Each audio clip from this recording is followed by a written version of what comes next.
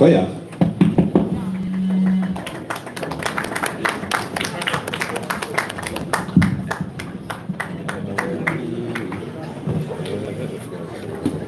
Thank you very much. We're going to be hearing more tonight, throughout the night, from the Kapelia.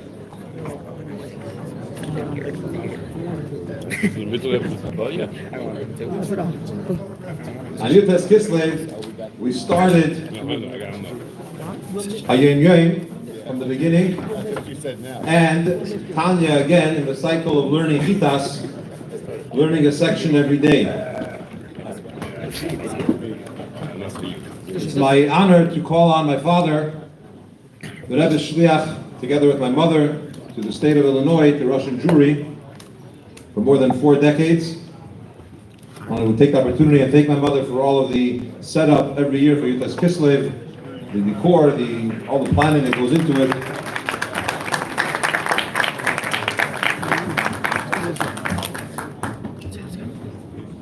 And say the Chaim for Brachis Ad we die.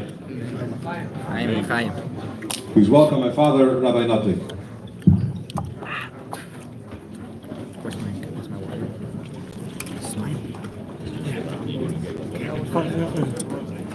Randy, where's my water? What? Where's your? This probably was. Where's your what? Water.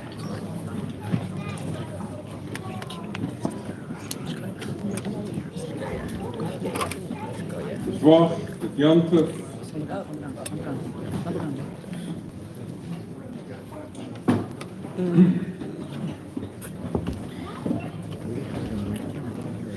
The Hayom Yom, as we know, is the first sefer that the Rabbi wrote, and at the end of the sefer, it's sort of the end is his signature. The Rebbe signs off the sefer, and he signs himself into it. And in many ways, he lived by it all his entire life, his entire Messias, and also the first time the F.R.E.E. records came out and the Shnas Hashivim, and they asked the Rabbi that they want to put in a nigun, a song of the Rabbi. The Rabbi sang the song of Tzomach HaNafshi, which is about the same, what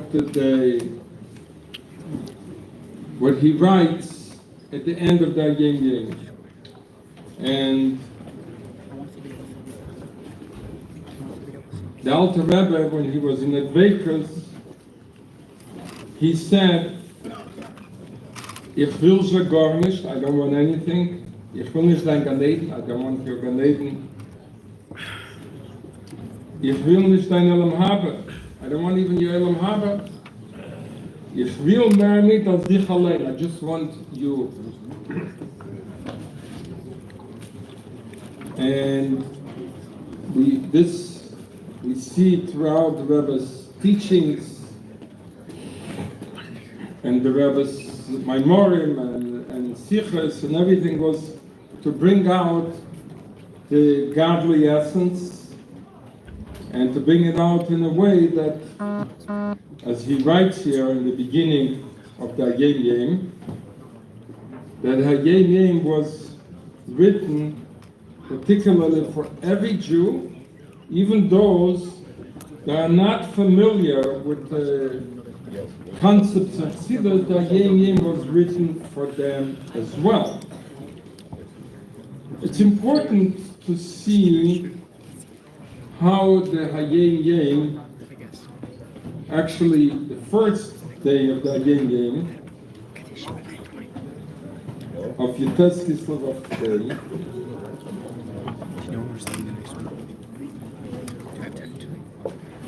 and towards the end,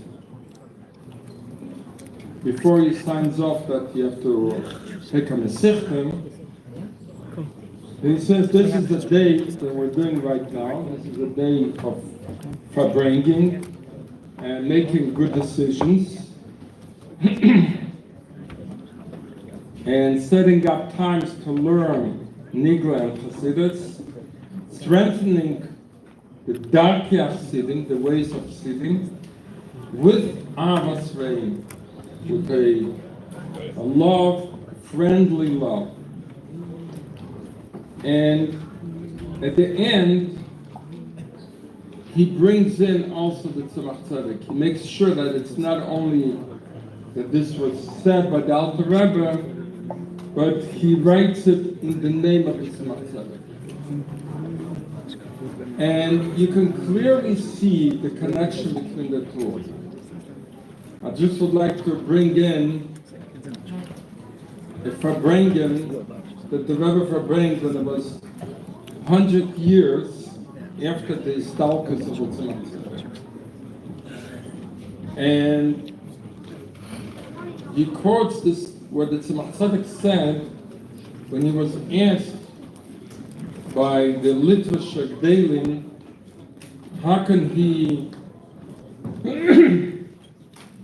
have so much Mesiras Nefesh, putting his life on the line, when the entire Eastern Europe really depends on him, and he's putting his life on the line? So he said two things, and he said it in the way you say it in the Gemara, which is one, and then he says, Iboisim, and if you want, I could give you another text, which the two at first do not seem to be connected, and why would he bring them together? At first he says he has children, which is really what happened. The Rebbe Marash was the next Rebbe. And then he says, but also Chassidim, if they are united together, this will lead them to Mashiach. So the two are very far apart at first. You know, a Rebbe is a Novi, and he brings the word of God, and as he says here, a Rebbe only wants Atzmos, the essence of God. How is it connected with Avos Reim, of Sidi? They're just very far apart at first.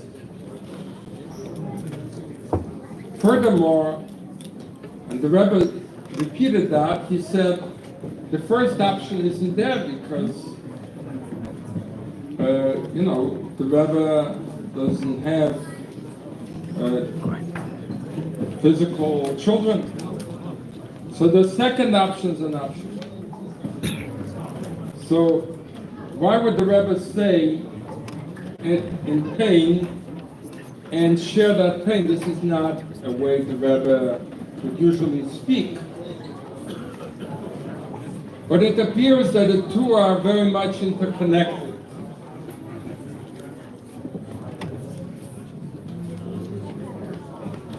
Because what the Rebbe has done from the very first day of the Nesius, even before, right after the Stalkus of the F.R.E.E., he made a point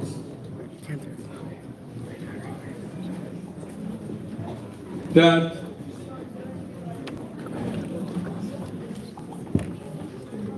the love that his father-in-law, the F.R.E.E. Rebbe, had from his father, from the Rebbe Nishma Satan, was a love of a father and son, but it was expressed through Chassidus, through a Maimer. And when he was complimented, the F.R.E.E. Rebbe, that he was a very beautiful child, and the Rebbe Rashab wanted to give him a kiss, he held back and he wrote a Maimer. And the Maimer, where he said, when the F.R.E.E. Rebbe turned 12, I believe, he said, this is the Hasidic kiss that I actually had in mind to give you the kiss when you were a little child. So, and the Rebbe found it important to say this right after the Stalkus. Because as the Rebbe would always write letters to each and every Jew, he had seen each and every Jew as his son, as his daughter, and he made that connection of a father and child. And this is what the Tzemach Tzedek meant to say, that he has children, but even when you don't see the child, the union of Chassidim, as they unite with the Rebbe, and as they feel that the Rebbe is our father, as it's expressed on the Matzeva of the Alter Rebbe says Avinu HaGodel, our Avinu Rishon, our first father. So there's a fatherly relationship between the Rebbe and each and every Chassid, each and every Jew. And that will lead us to Mashiach. One might say, okay, how do I take it? Sort of, how do I cash in? What do I do next? So, and how do I find that love? Yes, it's true, we're saying in Shema, V'shenantam levanecha, you should teach it to your children, and in the Talmidim. The Rebbe is a father, we say this several times a day in Krishna. But how do I take it with me?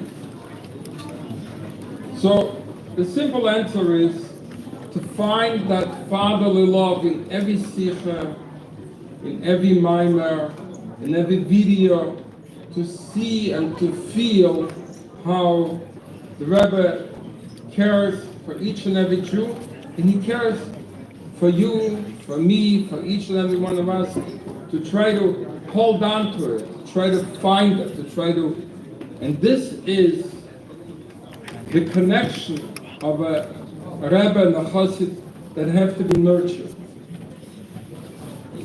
And this is what would lead us to Mashiach. It's not enough to learn Chassidus. It's not even enough to learn Chassidus of the Rebbe.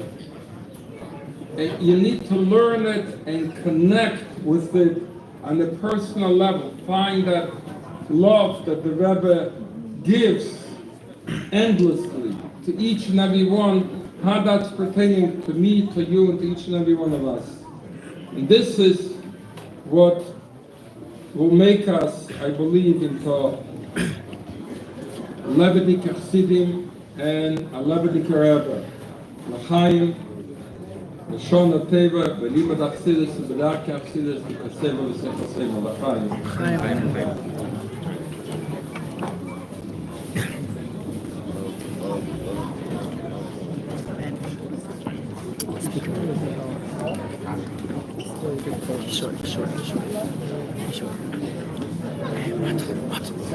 Thank you very much. Sudas Malama Malka, Yitas Kislev. Please enjoy the buffet. As we continue with Nigunim, and in a little bit we're going to hear from our special guest tonight.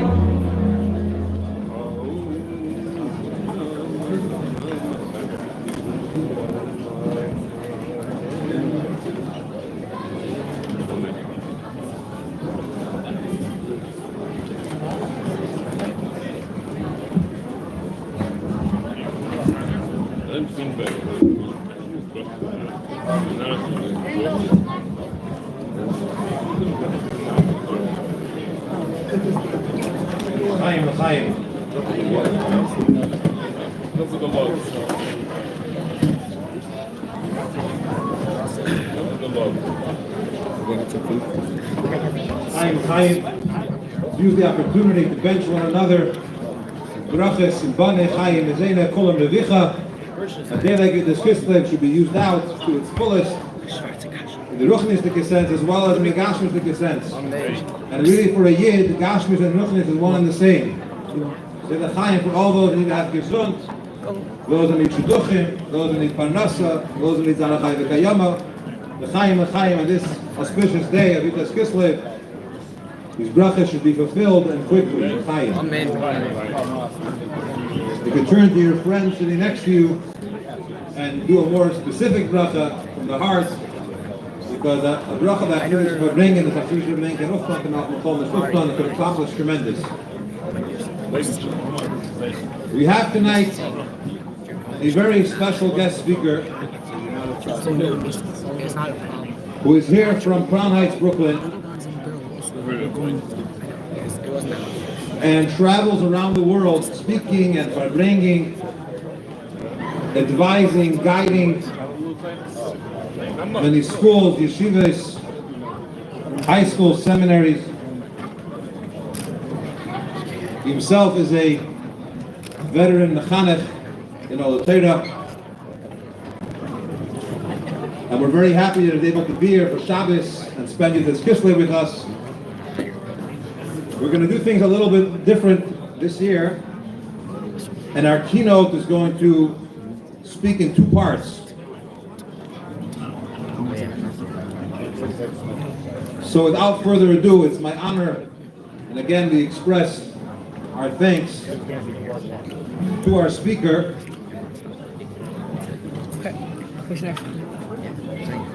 I do, however, want to thank and mention today's sponsors, On behalf of everyone here, we express our appreciation to each and every one of you, in no particular order, for helping to make tonight possible. Mr. Shmuel and Sharon Goodman, Aaron and Nina Kaplan, Mr. and Mrs. Gideon Graziani, Rabbi Moshe and Leah Moskowitz and Shazak Productions. And on your way in and on your way out, Rabbi Moskowitz has a tremendous offer for those that are signed up, that are members of Shazak. Free books, tremendous educational material that's already been translated in many languages. And it's an opportunity that you could get these books, use them. It's not just for children, it's also for adults. You could benefit a lot. Continue with our sponsors, Mr. and Mrs. Anonymous, and everyone that's here for participating. Friends, join me in welcoming Rabbi Yossi Raskin.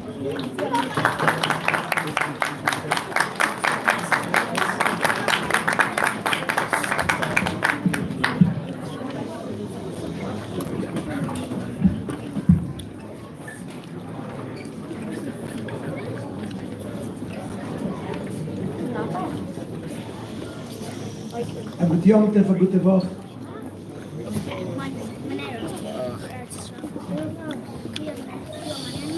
I'm going to divide the speech for two parts. First one will be, just I'm going to call it Mashiach. The second one will be Chinuch. Mashiach is the goal, it's the aspiration, it's the essence of the day. Chinuch is the way how we're going to get there.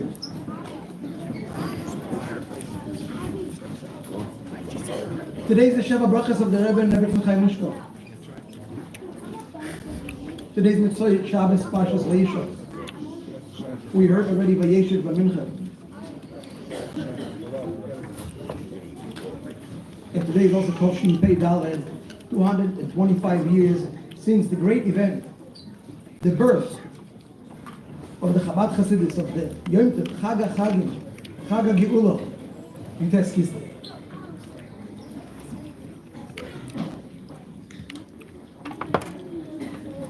Let's illustrate a frozen wasteland of White Russia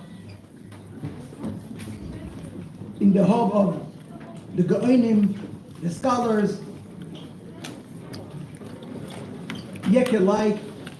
It's slightly different than the one in the south or in the west, like the Polish or Ukraine. And this is where the Alter Rebbe is growing and cultivating himself. And he's even marrying. A classic marriage of the olden days where the rich guy in town will look to pay for the most scholarly boy in town. But yet, I'd like to share with you, and with all of us tonight, there is a pattern that is going through all the stories that we have. The Torahs, Nikola and Chasidus, the hidden and the revealed one, from the Alter Rebbe. His behavior, his writing, his leading, his guiding, and his teaching. And that passion is very well the essence of that Rabbi Notik spoke before. Ahavas Yisrael. Ahavas Yisrael is not only a tool, but it's a mean by itself. Let's start talk about the very first act known to us of the Alter Rebbe in his private life. Upon his marriage, being young, would he get a trust from a very rich father-in-law which actually wanted him to sit and learn. So he's going to be free from the worries of sustaining a family. Choose the Alter Rebbe to take his entire dowry and give it away for tzedakah. And there was the ground for his in-laws to ask for a divorce.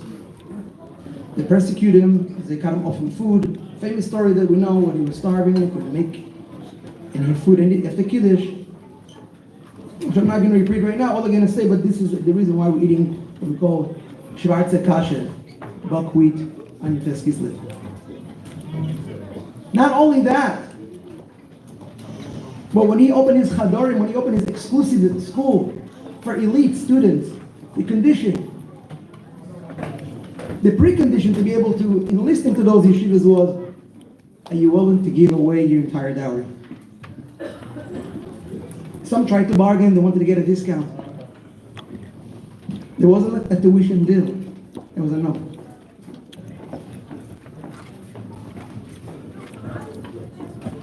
I'm going to jump some rabbis ahead.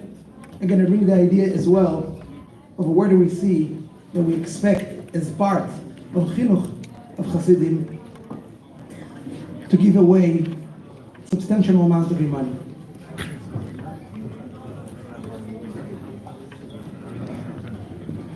The Rebbe Maharash once came out of his yechidus room, the room where he had private audience with his people, replying to his son, the Rebbe Rashab, Chivku Bavitcher Rebbe, and telling him the following. Today, two people came to visit me. One gave me great joy, and one great disappointment. And the one who gave me great joy, a famous chassid by the name of Eli Abeler. A simple Jew, a businessman, a successful businessman, with a long history of connection to the previous Rabbi, which the Rebbe Marash cherished. Upon his entering into the very private audience, asked him the Rebbe of Elliot, how are you? He was answering, Baruch Hashem. Everything is okay. However, there was one complaint that Rebbe Elliot wanted to bring, which is, in his hometown there is a Yid by the name Yosef, which is called in Yiddish, the Shlim Mazel. He's very not fortunate, and he keeps losing all the money that he makes.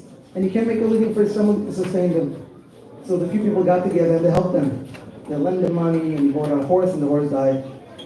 Very similar to the F.R.E.E. story. He bought a wagon, the wagon broke. Finally, he made a deal, and he had some profit, and people just scam him out of the profit, and he became poor again. So this year, the Rebbe upon the Yechidus, but the Rebbe Marash break crying with tears. Rebbe, what else can we do to help him?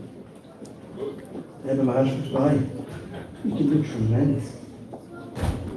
When one Yid here with the truth and asks for someone else, it breaks all the kitrugim, all the masachim, all the barriers, and all the decrees that there is against that Jew. You can do tremendous.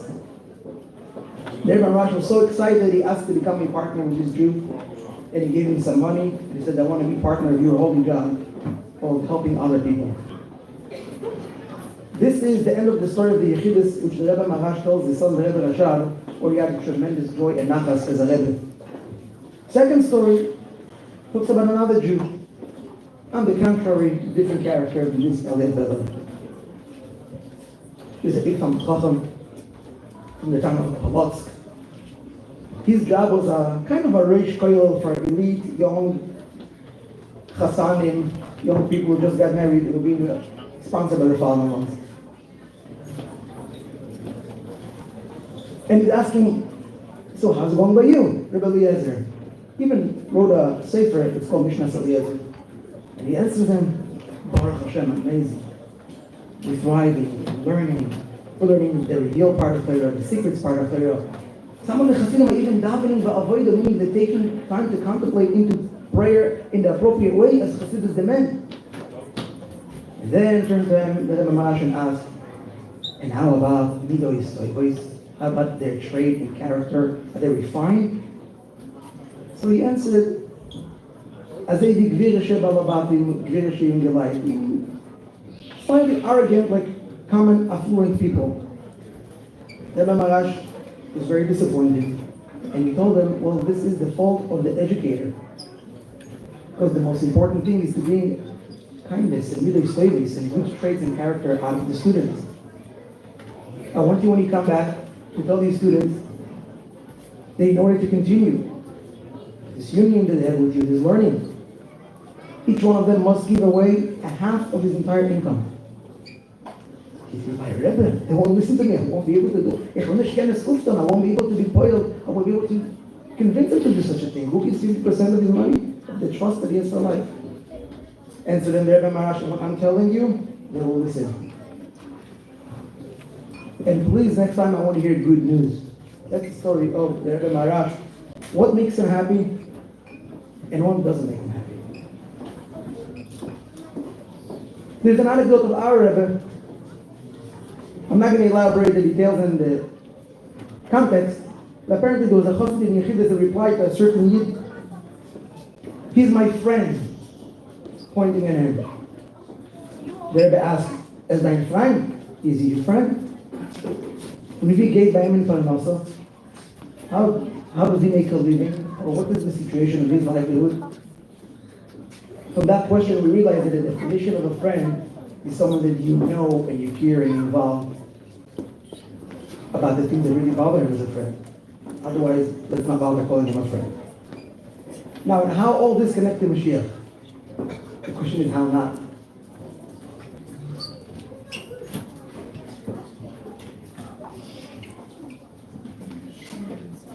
Yeah, the Hashab writes in the letter that we printed in the beginning by Yoyim, Oy v'chayus nafshenu nitalonu.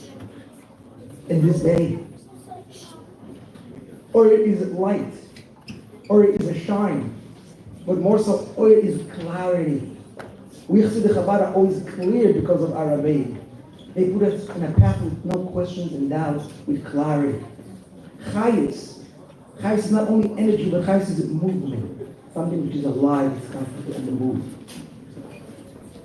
Although that's belongs to the second part, but children and educators have to know that what really excites people to learn and to grow is light, clarity, and movement.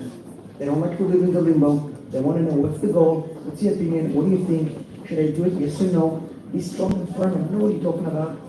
And it should be a movement, it shouldn't be boring. It should be alive. Mashiach is the DNA of Judaism, it's the DNA of F.R.E.E. What can be more appropriate than the pasuk, the quintessential crown of this Yom Tov, Kislev, Podo v'shalom nashim mikrav l'kiv Rabbi moyi imodi, says the Gemara Nesach Tebrachos Achas Amud Aleph, Omar HaKadosh Baruch Hu. The Eibishter, the Almighty God Himself says and proclaim, he who is engaging himself, oiseh, is preoccupied by Torah, in learning Torah, in spreading Torah, in teaching Torah, uvegimilus chasadim, in helping, in cherishing, giving loans, umispalul l'matzibu, and he's praying with the tzibur, he's combining himself with 10 people, with a minyan. Ma'al le'ani alov, kilu peda'ani liva levanami ben ha'umayis. I am considering him that he is actually redeeming me, the Eibishter himself, and my children, the Jewish nation, from Golus. That's the first statement to explain us why this is so Mashiach, the Yom Tov of Kislev. Appropriate to the year that we're going through today, especially about the Farbrengen we got today, by the way, beautiful community. It's the first time I'm in Chicago. Never been here before. Actually, I did stop once at the airport, but not in the streets of Chicago. It's a hidden, best kept secret in the United States, let me tell you. I feel it if you're traveling at a different time zone. People are so refined, so relaxed, so happy, so in tune. It's beautiful. You can see the players, the fruit of the F.R.E.E. Rebbe's visit into this place, Bikar, Chicago, perhaps the only city that has an American city name, title in it. And I understand, I see why. It does feel like Europe here, but with the benefit, with the advantage of America. It's the combination of the best of both worlds. Maybe from here we'll be Mashiach. Amen.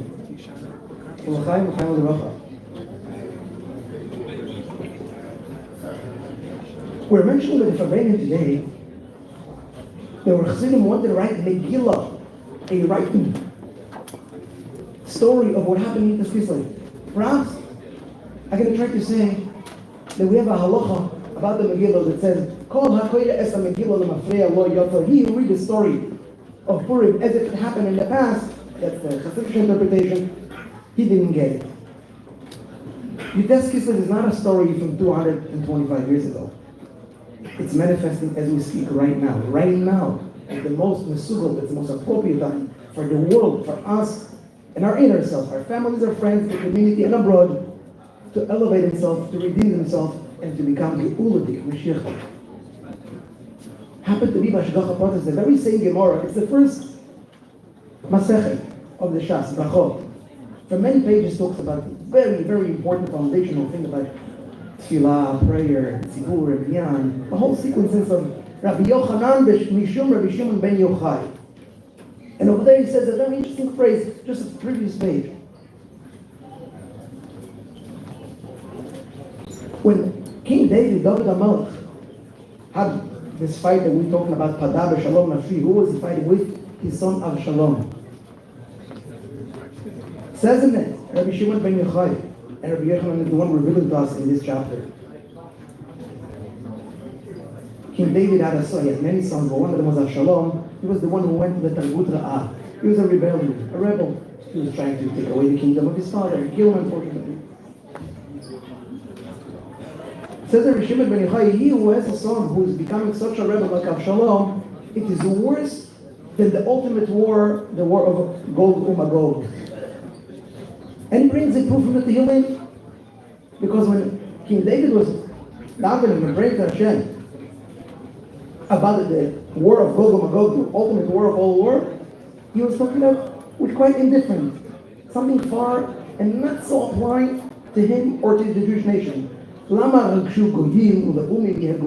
were the nations being excited? It wasn't so personal. When he was talking about Avshalom, he was saying that there is a multitude of persecutions and trouble that I am in. And from that we're learning also an understanding. And that's what I'm trying to bring tonight. Especially in light what we're going through this year. The concentration is not really about wars. Many years ago, our Rebbe, the Lubavitch Rebbe, said, and I don't know why I don't hear it enough. Gog Magog, it's not a war about the Jewish people. It's nothing to do with us. It's something with Afghanistan. Mishmegei, it's not our bother. It's not our worry. The war of Shalom, that's our worry of all worry. The son, the one Jewish child that we can lose, for him we're fighting. Him we want to bring back. This is what we're preoccupied with. How appropriate, the 225 years after you test Kislev, come the year Toshin Veidaled, and what is the message? Of Shalom. We have a son. David does not want him to be killed. We have to be very careful for him. It's dangerous, he can kill us too. We need to redeem him. As the middle Rebbe says, the real Padav Shalom Mashiach will come, not now. The real, the ultimate one. But in between, it's something we can do. A little hand that we can push. I want to say a story. There's a Yid in Crown Heights. I have his full name with me. He gave me permission to say this story, but I choose just to say his first name. His name is Yitzchak. He grew not religious. His parents lived in Staten Island. And one day, somewhere upstate New York, the yeshiva bachim with the mitzvah tank met him, and they asked him to come and put tefillin. There was a beginning of a journey when eventually he became a full-fledged Lubavitcher Chassid, enlisted in the yeshiva, started to learn, and today is a regular young man, young fellow who lives in Crown Heights. He explained the hardship that he had those days. The Rebbe hovered over him like a father. He said, I was able to ask for whatever I want, often very inappropriate. And the Rebbe will reply to me always with love and kindness. And he gave me many examples that some of them may allow me to share tonight. He got into a fight with his parents. I think they cut him off. They wouldn't give him money because he went to yeshiva, they go to college. So he was in a non-talking terms with his parents. And he revealed it to the Rebbe. And the Rebbe told him the following, privately, obviously. A father and son relationship, it's difficult. However, we have a command in the Torah, one shall respect his parents, go and make up with your father. And with that life, he picked himself up, he took the Staten Island ferry, and was going home. On the way, he met next to him a Kloisenberger Chassid, a Chassid, not Lubavitch, Shrine. Who had no connection to them before, they just happened to sit next to each other, and they became best friends. Few years down the line, the Rebbe is coming with a big movement, Mitzah, Asay L'Chorav. Everyone should take upon himself a personal mentor, a mashpia, someone that you reveal your troubles with Hashem, how to serve Hashem, what to do, someone that you report to, someone that you look up to, and someone that is taking responsibility over you. And under that umbrella you operate. Many Chassidim took it almost as an insult, as if the Rebbe removing himself, but on the contrary, the Rebbe just wanted people to be more committed. He replied and he told the Rebbe, I'm not happy with that idea. Rebbe, you may sell Charav, and I don't want to accept anyone else. So the Rebbe told him, for brachos, for blessing, you can keep coming to me, but I want you to have a sel Charav. So he really told the Rebbe, in condition that you're going to tell me who's my sel Charav. You're going to choose who's going to be my mentor. Lo and behold, the Rebbe pointed to this person that he was in contact with, the Kloisenberg Chassid, was not then and not now the Lubavitcher Chassid, and told he will be your Mashpia sel Charav. And so this guy took responsibility over him and helped him through a lot of trouble. Finally, till one day he got engaged and he got married, and they helped him. It was very nice. On the 27th of Adar, the first Adar of Tafshin Levi, 1992, he went by dollars by the Rebbe, and that was the last day the Rebbe gave dollars so far, because right after it was unfortunately the first stroke. He was quite a few years married, and they had trouble having children, and there were no children inside. And he asked the Rebbe, bless him. I want to have a bracha for children. And the Rebbe answered him 2 words. Amen, Bekoroid. Amen, quite soon. After there was a stroke, then there was chemotomies, and many years went by. Maybe 9, he told me. And no children. One night, without his consent or knowledge, this Kloisenberg Chassid, the Rav of his, took other 9 Kloisenberg Chassidim and they dropped the oil. And late at night, they stormed the heaven and they say, Lubavitcher Rebbe, and they begged the Rebbe to please promise your constituents that you're going to pay him with children, and please deliver on your promise. And they did it the way they know how to do it. They really demand. Within 9 months, he had a baby boy. And ever since, many more children. And he's talking about it astonishing, with a glow on his face. I sat with him in a shir and I listened to the story firsthand, a living miracle. And suddenly my heart started beating. And why? Because many years ago, as a child, and in fact the first time I came to the Rebbe, it was the Rebbe's birthday, 80th birthday, I was a 6-year-old child. The Rebbe gave out Tanyas, dark red Tanya. I had one with $1 inside. I got it maybe 3 or 4 o'clock in the morning, walking by with thousands of people. And when we came home, my father told me that the Rebbe said with the Farbrengen, we have to learn this Tanya so well until the time can be worn up and old so we can buy a new one. At that age, I couldn't even read without the Kudais Tanya. How much more so not to understand or appreciate.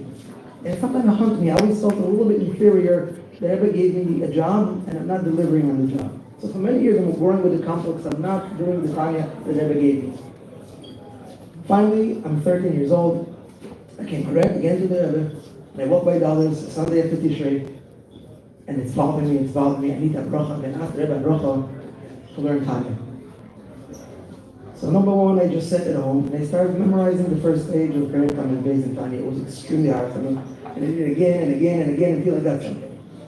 And then I decided, how can I speak to the Rebbe? I'm terrified. Customize it to 3 words. Very inappropriate, but that was the best I could have done. Hatzlacha be'limud hatanya. Success in learning Tanya. It doesn't even sound like I'm asking as if I'm wishing, but I didn't even think about it as a 13 years old child. There was no room to say, excuse me, please, beat the Rebbe, that's good. People are pushing me, you gotta go. And I was shorter in the head than I'm now. And without my father. So walking by, I remember the notion of the environment, people ahead of me, and I'm not sure, did I skip around the line? Was it before? I kept going back and I didn't want to come to there, but I'm kosher, let's speak, because I'm going to ask for something serious. Finally, as we walk by, here's the camera of Rabbi Halberstam, and I passed that, there was a big standing one across the front. And my tongue is just locked, I can't say a word. I'm terrified. There's no way I'll be able to say a word. Help the Eibush Hashem helps me, the person right in front of me. Very unusual scene. It was a Jerusalemite Lubavitcher Bacher with a long neckerchief, and there's a cleaning towards the Rebbe, and in the Rebbe's ear apparently was private, and he was darshaning for quite long. He was talking for long, and then I had some time to control myself, and I can say, I can't think enough for this Jerusalemite boy, whatever he is thinking. And now I'm in front of the Rebbe, and I finally throw this 3 word, Hatzlacha, with the Tanya. And the Rebbe answered me, oh, main, the courage. And I'm out, and I'm writing it, and I'm cherishing it, and I'm all excited. For years and years later, I had difficulties, not only in Tanya, but in many other aspects in my life, Tanya related. Meaning, if I come from Enes Shabamis, I would have those problems. I did not follow Tanya the way that everyone would need to. And now I'm sitting with Rabbi Yitzchak, with this Farbrengen, and he's telling me that Rebbe told him, oh, main, the courage. So my heart started pounding, and I'm turning to him, Rabbi Yitzchak, how did you interpret this, oh, main, the courage? So he told me, I don't know. You're right, it's a problem. I thought I'm going to get it soon. So many years, and I didn't have children. But when the miracle happened, I'm happy. So you mind if I'm going to try to interpret your answer? Because I got the same exact answer, which is not such a common answer, by the way. Those two words, Omein B'Korei. I said, okay, please, do so. So I told him, maybe the answer was Omein B'Korei, through someone which is close to you. He was very close with his cousin, he was his friend. He was kind of adopted father. He was the one who caused him to have peace with his father. To get married, and eventually to have children. And because he was close to him, that's why he got the child. And then I got my answer. The guilt that I felt for so many years, the Korah, quick, come on, learn Tanya already. That's what I thought the Rebbe wants me, and I can't get myself to do it. And now I had a new interpretation. The Korah, it should be close to you. Find an interpreter that your heart desire, and then you get it. Be thriving in Tanya, which I did and I found. I still have more to work, but I feel related to Tanya like I never did before. And this is the post of Ki Kol Roi Elecha Dava Ma'id Miticha Kul Ma'chalat Zosei. Kol Roi Mitkirba, with love. Now, although I wanted to divide it, Mashiach and Chinuch to two different sections, but it's very hard to really divide them. They're intertwined, they're one thing. The Rebbe's mission to bring Mashiach is under a very school or institution that you can call it Merkaz Le'inyon Chinuch. But I want to say something tonight for those of you who are not going to make it to the second half. It's about now, the here and now. We are 50 years after the Yom Kippur War. Yom Kippur War was a war that the Rebbe foresaw, prevent, helped, prayed, and saved. My parents came to Tzfas, Eretz Yisrael, a few weeks before the Yom Kippur War broke. Rabbi Chadakov Olav Shalom told Rabbi Kaplan Olav Shalom, who was the Shliach in Tzfas, that it seems to him, he was very secretive, he would never tell you what the Rebbe told him or not, that the Rebbe sent the Shluchim to Tzfas right before the Yom Kippur War to protect the northern front. For me, it doesn't sit at all, it's obvious. 50 years later, Shnas Hanun, from Yom Kippur, we're ending in Shmini Atzeres. We Chabad, we have clarity, there's no doubt. We know exactly what's going on. No, we're not happy, of course, we're frustrated, we want Mashiach. But we don't have doubts, we understand. We don't agree, we don't accept. The Alter Rebbe said that he's Mekadesh because Kislev is Yom HaKippurim. And whatever you're going to ask him down on Yudus Kislev at his Itzuma Shal Yom HaChaper, the day itself will be atonement to us. That the Machzedek further took Yudus Kislev and said that it's like Simchas Torah. And the Rebbe interpreted because the joy of learning the revealed part of the Torah, the secret of the Torah, unite in such a synonymous way that it causes us to joy from jumping and dancing. The connection to Alter Rebbe, that's a Machzedek there, it's all needless to even speak. Because the shluch who came to Tzfas to build a shul was a shul by the name Tzemach Tzedek, and they had to build it quickly before Rosh Hashanah. But undoubtedly, on such a holy day, of the happiest day of the entire year, Shmini Atzeres and Simchas Torah in Eretz Yisrael, the Friedrich Rebbe's Shpizim and the Rebbe's Shpizim, the Shishi and the Shvi, that you cannot separate between them in Eretz Yisrael, because over there is no 2 days of Shmini Atzeres and Simchas Torah like it's going to be L'Osig Lovay. And the first message was, you must be b'simcha, because Torah is not allowed you to cry and Shmini Atzeres and Simchas Torah. You went into a major talucha in New York, and we're in a very dangerous neighborhood, and there was a lot of Israeli guests, and they started dancing in the street, and the fellow non-Jewish people, the dangerous people, were dancing along with us. They saw joy, they saw confidence. I felt them victorious. I knew we were going to come out of it. And Rosh Hashanah, I happened to travel with a brother of mine to Washington, D.C., and we decided to use the opportunity to put Tefillin with Yidden. Starting from the hotel, we met Yidden, we put with them Tefillin, we got their names, we contacted the Shulchan, and the way further. We had an elevator in a suburb of Washington, going down to a train. It's a Litva Rosh Yeshiva. These two totally non-frum Jews. There's secular, semi-secular, in between, modern Orthodox. We're all together in the same elevator. We all know where we're going. It felt like Yom Kippurim. It felt a collective Ne'ilah.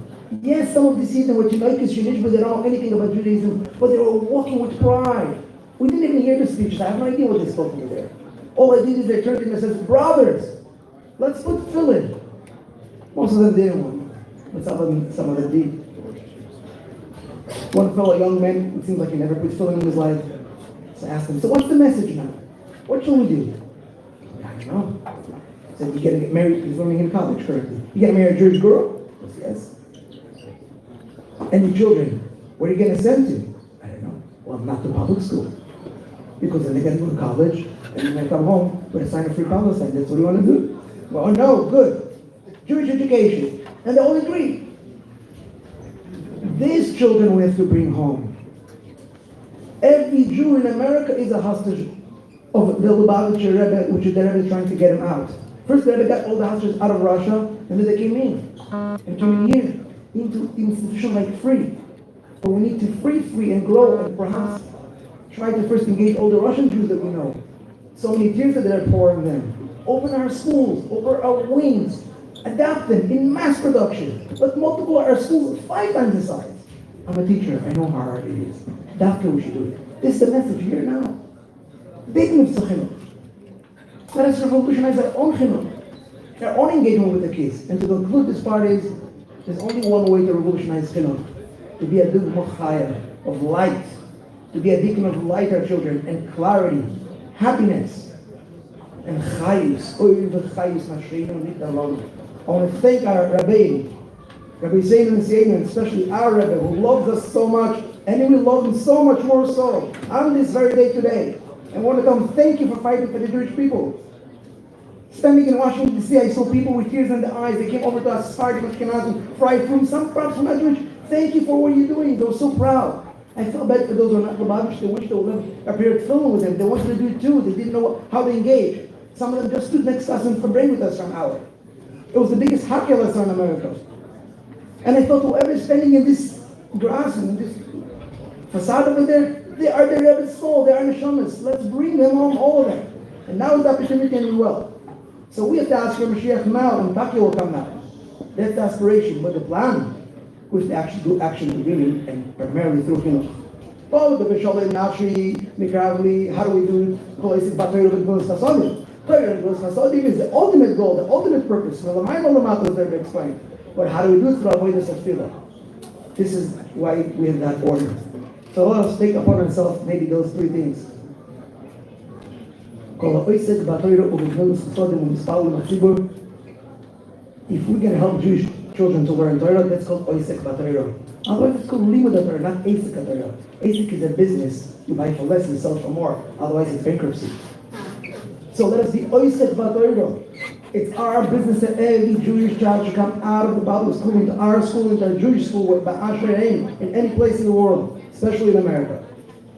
It's also a day that the Rebbe says in Kol Amim, Hasorim, the great ministers of Peterburg understood that Havaya, the Eibishter, the Almighty God, is ruling the land, and therefore let them know in Washington D.C. that we can reinterpret the Constitution as the Rebbe says, and not to throw away the soul of the Constitution. It's impossible that in order to protect the Constitution, it came to a point that we're not allowed to teach religious studies, or we're not allowed to sponsor them. And the Rebbe said that he himself took a test to become a citizen, and there was a question, can the Constitution be changed? The Rebbe says yes, because it's the Constitution of the people, for the people, by the people. So if you're going to make a statistic and find out that people who are following the religion, they're better people, they're better citizens, then that very logic of the Constitution, for the people, by the people, will demand that the country should support them. That law that they did to separate the religion from the state was a technicality. In order for people not to be persecuted to go against their religion with the government religion, but not to shut off the entire soul of the Constitution as they're called it. Today we have connection in Washington D.C. Let's do it.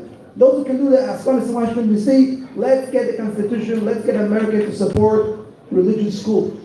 It's American. It's good for America. It will save America. The Goyim are looking up to us, the Yidden are looking up to us, and our children are looking up to us. And with this achlata, what is the greatest milas chasadim to take that child and bring him to here?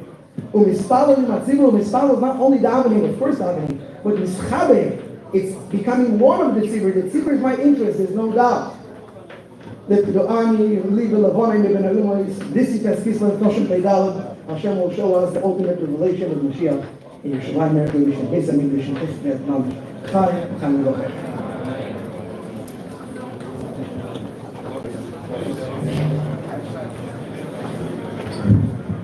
Rabbi Raskin, thank you very much for part one for this evening. We continue now with the Nigun before we continue with the program.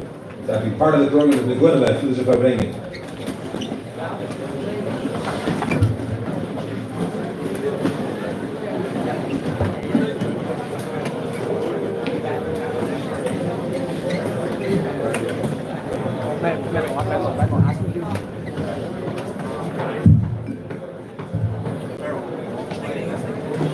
Levi's.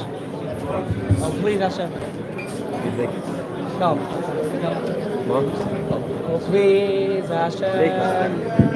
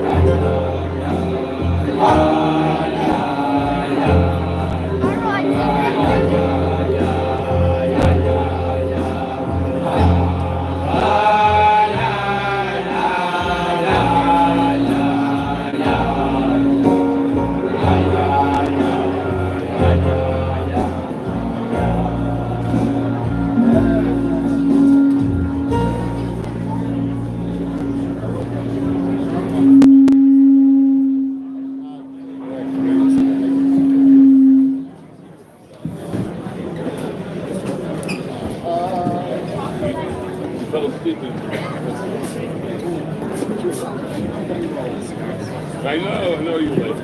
Nice try.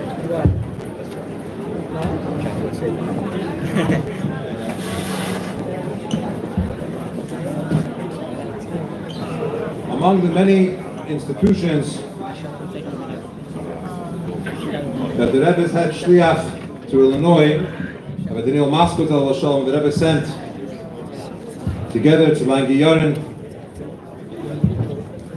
with his Rebbe and Mrs. Moskowitz, in addition to the many Chabad houses and schools, etc., was the concept of Siddush Farbrengen as a joint effort, putting tremendous emphasis on having all the shuls and the meistes together, organizing and really celebrating, giving the Pagad auspicious days on our calendar.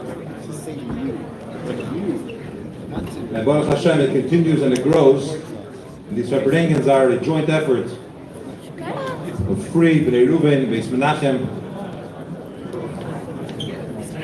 And it's a beautiful thing as it continues. And the Farbrengens, each year of the Praga happen greater and more beautiful. Definitely the Rebbe has much nachas from this and from every Farbrengen. On Rosh Hashanah L'Chassidus, it's my honor to call on the head shliach, Rabbi Meir Shimon Moskowitz, to address us in honor of the day.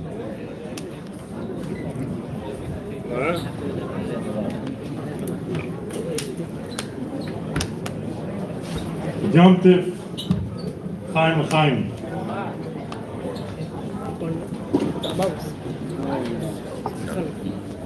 Thank you, Rabbi Notik, for a beautiful Farbrengen tonight. A beautiful guest speaker, Rabbi Raskin.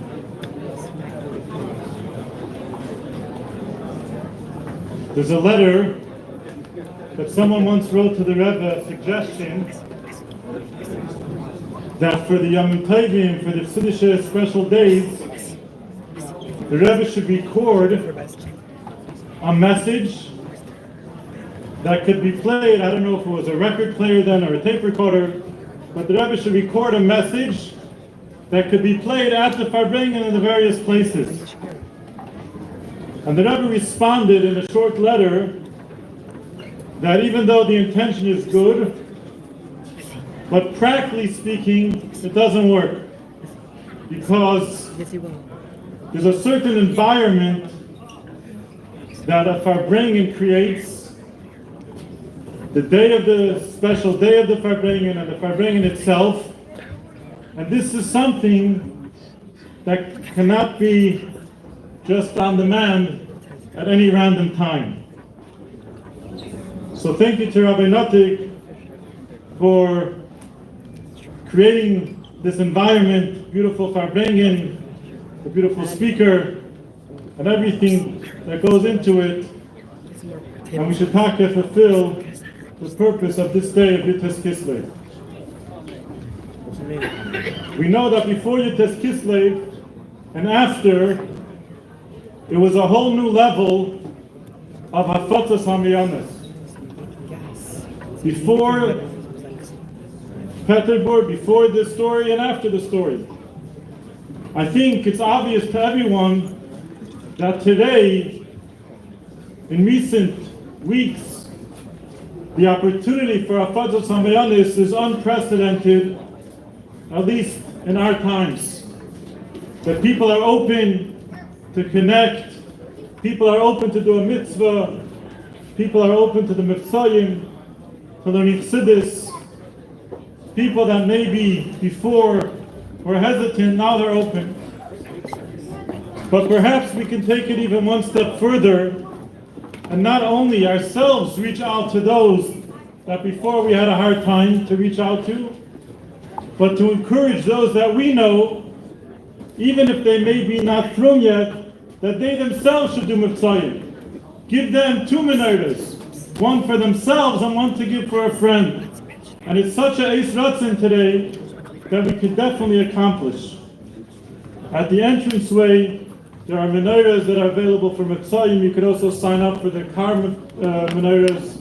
The parade will be a week from Sunday. Stay tuned for details.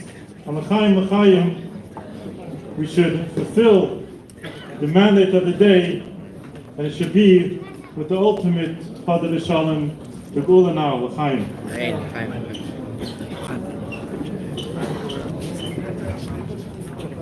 Shafech Rabbi Moskowitz. It's my honor to call on the Rav, Dean of Babish Girls High School, Rav and Congregation Bnei Ruvain, one that is consulted from really all over the world, Rabbi Baruch Hertz.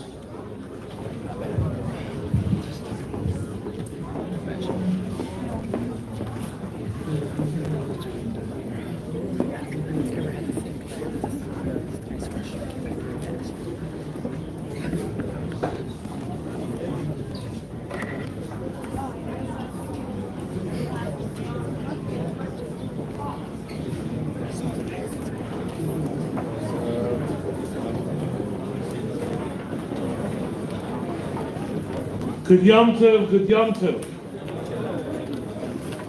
It's very special, first of all, to celebrate a Motzei Shabbos, Yutes Kislev.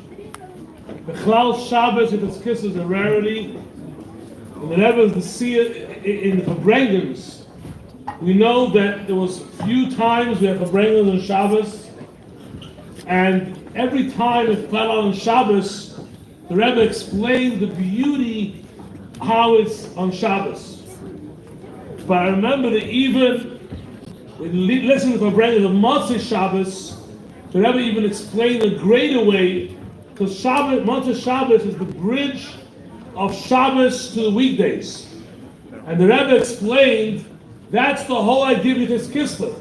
The whole idea of Yutes Kislev is that it's the bridge, it's the connection of Shabbos to the weekday, means it's the connection of Chassidus to the world, of Lakus to the world, and godliness to the world.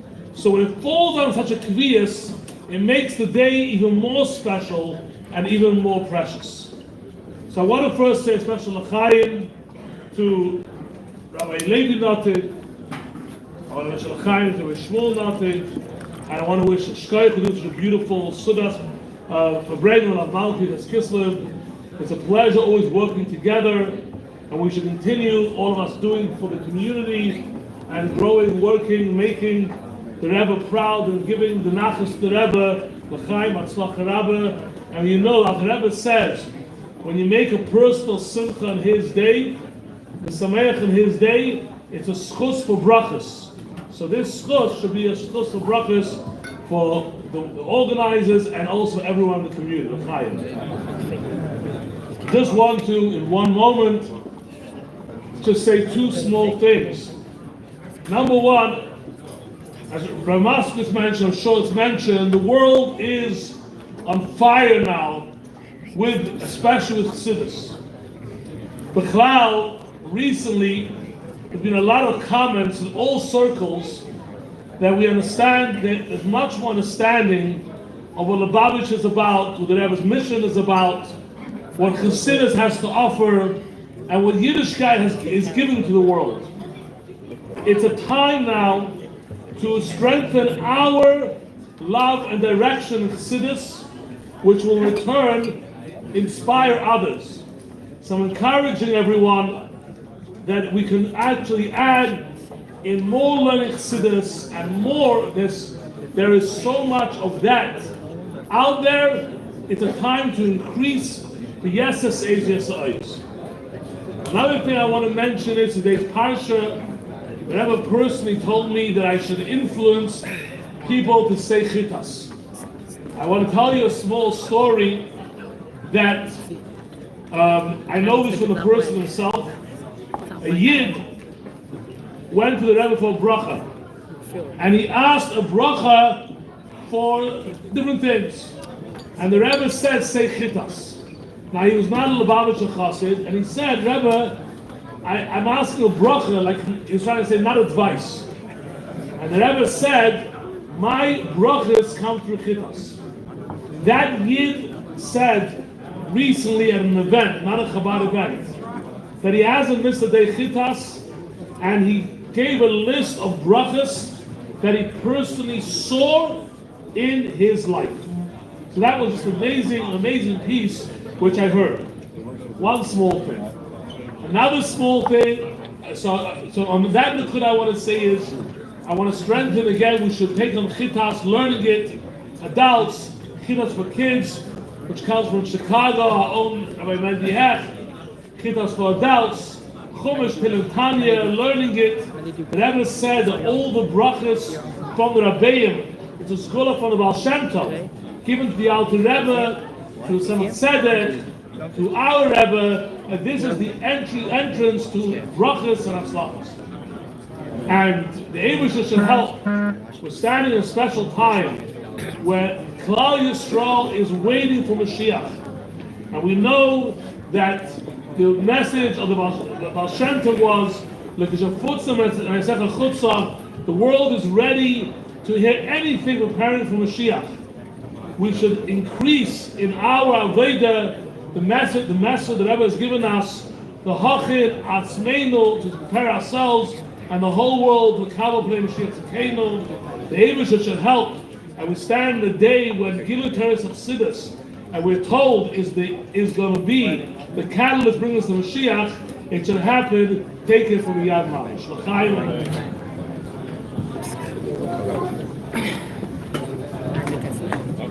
Thank you very much, Rabbi Hertz. We're now going to be singing the Chana Nigin and the Nalad Bavis, Alter Rebbe's Nigin, as is customary on Yutas Kislev.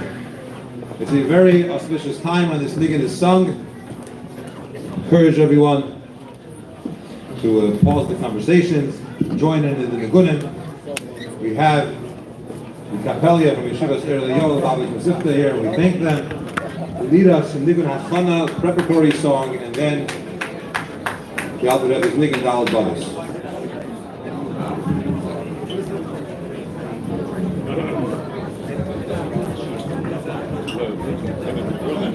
For those that are not able to be here in person, this Farbrengen is being live streamed. You can find it on YouTube/Rabbi Levi Notik, and I encourage you to subscribe to the channel for Farbrengens and Shiurim and classes and so on. YouTube.com/RABBI LKK.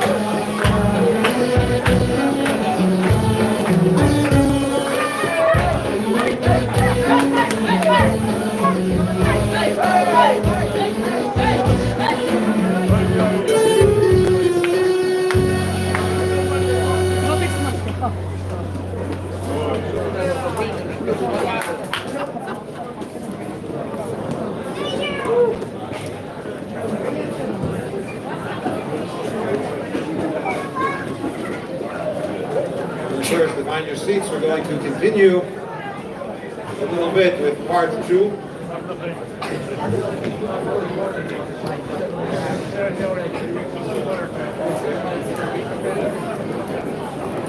There's still a few more seats in the front available. You don't have to stand. With Hashem, we can dance more soon.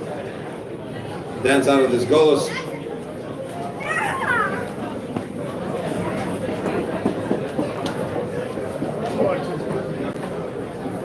Siddim have said, mitzvahs hayoyim Farbrengen,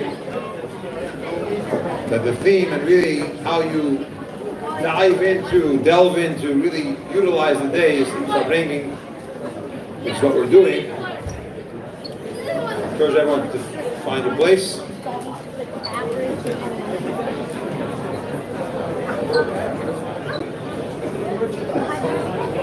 We ask Yossi Raskin, please join me at the podium for part 2. Again, if you're not able to be here in person, you can see this online, youtube.com/Levi Notik. You can share it with those that are not here.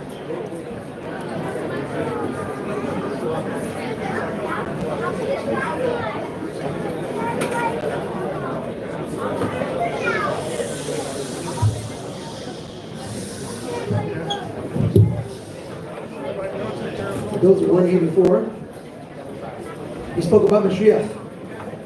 And now we're going to speak about education. And we're going to try to combine the two.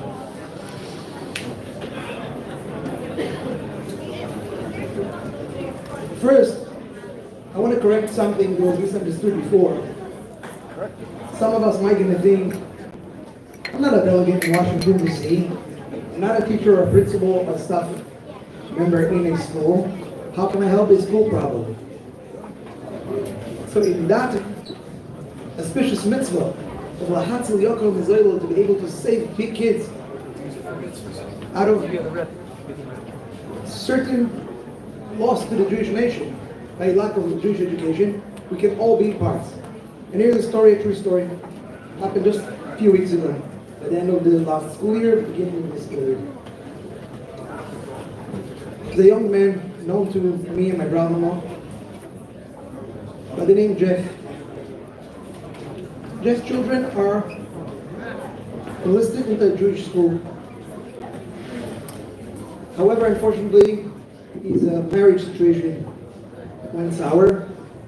One side of the marriage decided that they taken care of the education and they couldn't pay or they didn't want. It's a classic case that happened when people fight. He defaulted on his payment to school, and the school is no longer allowing him to send his kids to the Jewish school. Tuition costs $15,000. They have 2 children, a total of 30. I think he paid only 15. He owed the other 15. I'm sorry, you can't come to school next year. It's a tragic story by itself. So, my brother-in-law Zalman, calling another Yid by the name Shneir Zalman, 2 Shneir Zalmans actually. And he's asking for. They managed to call few people to collect enough money and to convince that ultra-Orthodox school, a Chabad school, to take those kids in.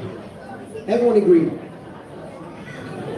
Now, somehow, his previous wife got mad that he's getting his way, he's going to treat the kids people as strange people. So she's going to pay the entire money back to the old Jewish school.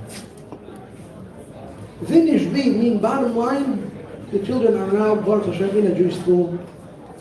But just from a little conversation, the 2 workers in a restaurant were talking to each other. Literally, that's how the situation was solved. But I try to convey tonight, each one of us knows someone that his children are not in Jewish education. Sometimes it's a phone call to someone which means, sometimes it's a conversation, sometimes they really want to do it, just don't know how.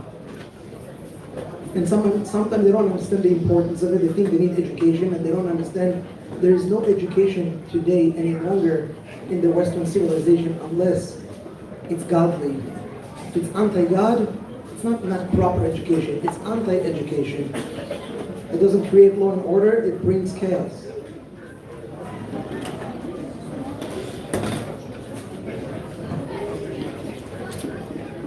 The Alter Rebbe called himself an educator. It was actually different than other Rabbeim in his time and in his arena, even his friends. There wasn't a full-fledged Rabbi in the classic way that we know. Even the way that he responded to Hasidim is, I'm not here to do the work instead of you. I'm going to cancel you. I'm going to show you how to do it. As he writes in his Akadama Samalaki, you have a question, I can show you the way to do it, but you have to find ways to find Hashem within your heart. Unlike the Polish other Rebbe's idea that the tzaddik will do for you, the Alter Rebbe says that you have to do for you.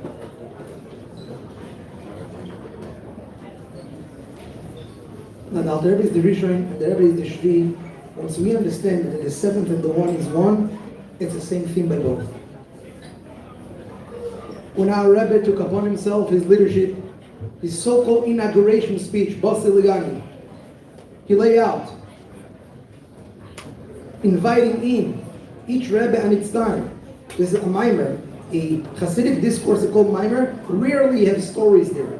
Only today we heard in the Farbrengen in the show about a story that the F.R.E.E. Rebbe has in the middle of a mimer, but usually it's very unusual. And the very first story of the very first Rebbe that our Rebbe chose to do in the first time that he officially took upon himself the Rebbe is the following story. Now with all the details that I can add up right now, but this is the story. It is the eve of Yom HaKippurim. The Alter Rebbe, the Yossi, is standing with his kittel and with his talis and is ready to daven. Can we imagine how much did he prepare for this holy day? The entire cloud is rolling on his shoulders and he's supposed to pray on their behalf. And suddenly, he's taking off his talis and kittel and he's walking to the edge of town where there is an old woman. There's an old house, young woman. But poor and lonely. They keep in her, she just gave birth. The house is freezing, the baby is crying, and there's no one to feed him. Apparently she has no money, no strength. We don't know where's her husband in the story. We do know that she was in life dangerous situation, so is our baby. And out of the entire town, the one who felt it, while he's facing the Almighty, in the holiest time of the year, the holiest Jew around, stopped everything, and walked all the way there and did the job himself.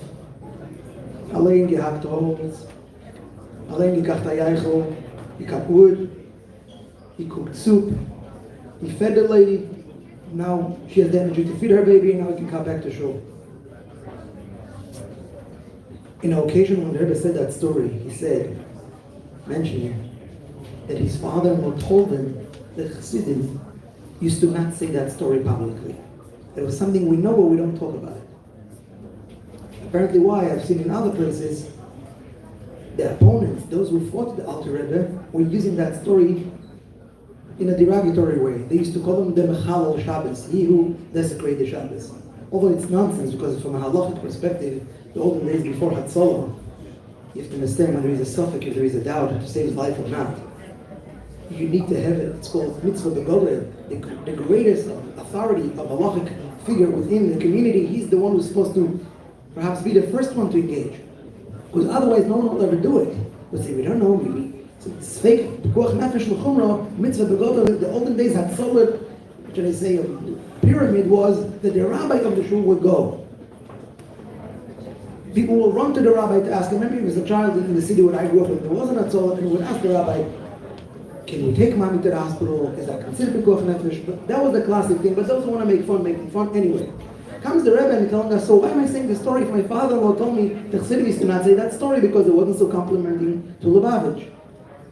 Says the Rebbe, my father-in-law knew me, and he knew that I cannot hold myself in. In a different occasion, 1983, says the Rebbe, I think that I did not stress enough the story, so I want to say it again, and he did. This is not just a story. This is a symbol of the Rebbe's approach to his Rabbi, to his leadership, to take us all the way until Mashiach.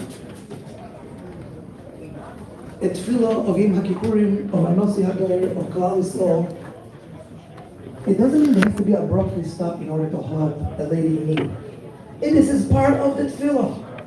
Because like sometimes we say Al-Chay, or we do Banachnu Koirim, or we see Mikon Levi, or we scream Hashem Hu Elokim, and we helping someone in need. This is Hashem Hu Elokim. This is the Chiddush of the Alter Rebbe and no one else. There's a famous letter that we know. The Hasidim say the Alter Rebbe took away the word that Midas Emes Layakeh, and the Alter Rebbe would not be so insisting of absolute truth, you would have 50,000 more Hasidim. So what is this obsession with truth? Isn't it? There's Emes, there's Shalom. You can make peace, you can compromise. You would think that a Chabad story would say, never mind the truth, let's just be nice and friendly, Shalom. There's something disturbing about what the truth means. The truth of the Alter Rebbe is not the organized idea that 1 plus 1 is 2. That's not what it means, truth. Truth means the one and only truth. As we call it in the Hasidic lingo, etzem, essence. Etzem lo yishtane. True is something that never changes, under no circumstances. We're not talking about human behavior, about godly behavior. Oil, light. Can something be hidden? Can something be covered? Can something be revealed? It's already not the ultimate truth. I'm talking about oil inside Baruch Hu, which before the tzimtzum. The highest level of godliness that one can ever speak about. Because on Atzos we cannot even speak or describe. Ultimately, everything that we teach you in Chassidus still belongs to the part which is not etzem. Comes out the Rebbe, as we heard before, ich will nicht denken an Eden, ich will nicht denken an Hava, ich will nicht denken an Notik. That's what he told us before. He wants the essence. And once you look for essence, it's essence everywhere. It's the essence of Torah. It's the essence of Tefillah. It's the essence of Halachim and Shchita and Mikveh. It's the essence of Ahavas Yisrael. It's the essence of wisdom. It's the essence of psychology, of philosophy, of physics, of science, of health, of astronomy, of everything. It's essence. It's truth. And it's swinging everywhere. There's an obsession among academics in Eretz Yisrael, and I love secretly watching their stuff, about Chabad and about the Alter Rebbe. And sometimes I'm wondering, they're calling themselves atheists. What fascinates them so much?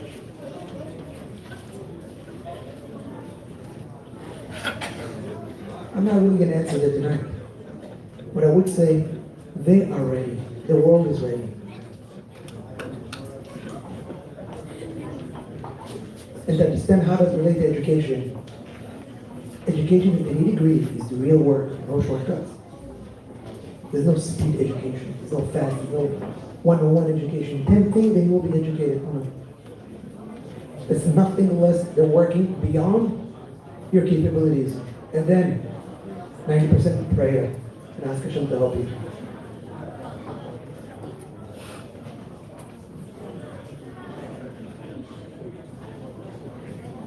We'll take the Alter Rebbe's mom of an educator.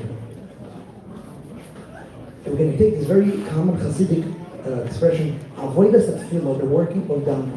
What is avodas atfilah? Stretching the word, saying it long, clapping, dancing, screaming, whispering. Avodas atfilah is to incorporate contemplation into your very feelings. Or in other words, it's awareness. It's a state of awareness, but to the next level. One is standing in front of Hashem, and the Alter Rebbe said, you really want to daven with simcha? Bring a little bitterness before davening. Which means, just be aware. Know who you are. Know who your baggage. Know what you have to fix. 30 seconds, 60 seconds before davening. And you will cry. Believe me, you will cry if you're really being aware of what you're lacking. It doesn't take much. It's not such a hard one. It's a very easy one. Especially if you're a little bit depressed. I'm joking. You're gonna look into it, and you're gonna cry, and those tears will wash all the tears. And then you're gonna be left only with simcha, and be able to serve Hashem. That's why throughout the history, Chassidei Chabad were smart and wise. They didn't given kluge. They were wise because Chassidus forced you to become wise. They were kind because they were perfect, timim, because they reached perfection of mankind is due to the Chassidus and the teaching of the Alter Rebbe. And only like this we can have education. Judaism creates education. We gave it to the world wants it from us. And Chabad, flagship, is America's center for anything about education. If we understand it in that way, everything is different. And here comes the Alter Rebbe, and he asks us, don't fool yourself, know yourself. A person often feels very guilty and ashamed of himself. I had such dirty thoughts. Ooh, shameful. Says the Alter Rebbe, little arrogant that you are, being ashamed of shameful thoughts. Who do you think you are? As a flesh human being, God has created you with the inclination of having inappropriate thoughts. Talk about machshav, not hirur. And they all fall into you. And Hashem designed it that way. Okay, your job is not to dwell on it, to push it away. It's a tough job, I'm not saying it's not. But the very notion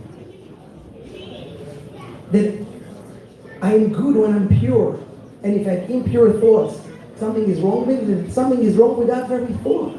That's a chiddush of the Alter Rebbe. I mean, the given is, the default is that we're not perfect human beings, that we have flaws. When someone knows himself so well and willing to admit his flaws, he can be honest with his friend. He can befriend him. My Rabbi said, I want to ask you a favor tonight about something that I'm struggling with myself. I try not to talk to people about things that are not successful in. I'm telling you right now, there's something I couldn't conquer in my life, and I need your help. This friend of mine that I told you before the story had a F.R.E.E, this Yossi. Unfortunately, I'm failing with the F.R.E.E.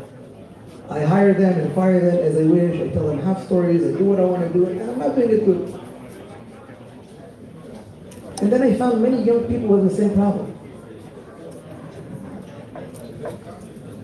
So I thought I tried to do a little bit. I said, Hashem, it's so hard for me to be Matzlech with Asel Charav. I'm going to take a chlot upon myself, and I'm going to become Asel Charav to other people. I'm going to make others comfortable enough to come to me and talk about their problems in a discreet way, knowingly that no one will ever know about it, no I will ever mention to them about it. And be there for them and help them for the best of my ability.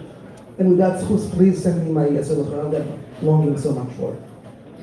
But with that, I would like to say, we need to create a culture of Asel Charav. And that culture can happen when people trust each other.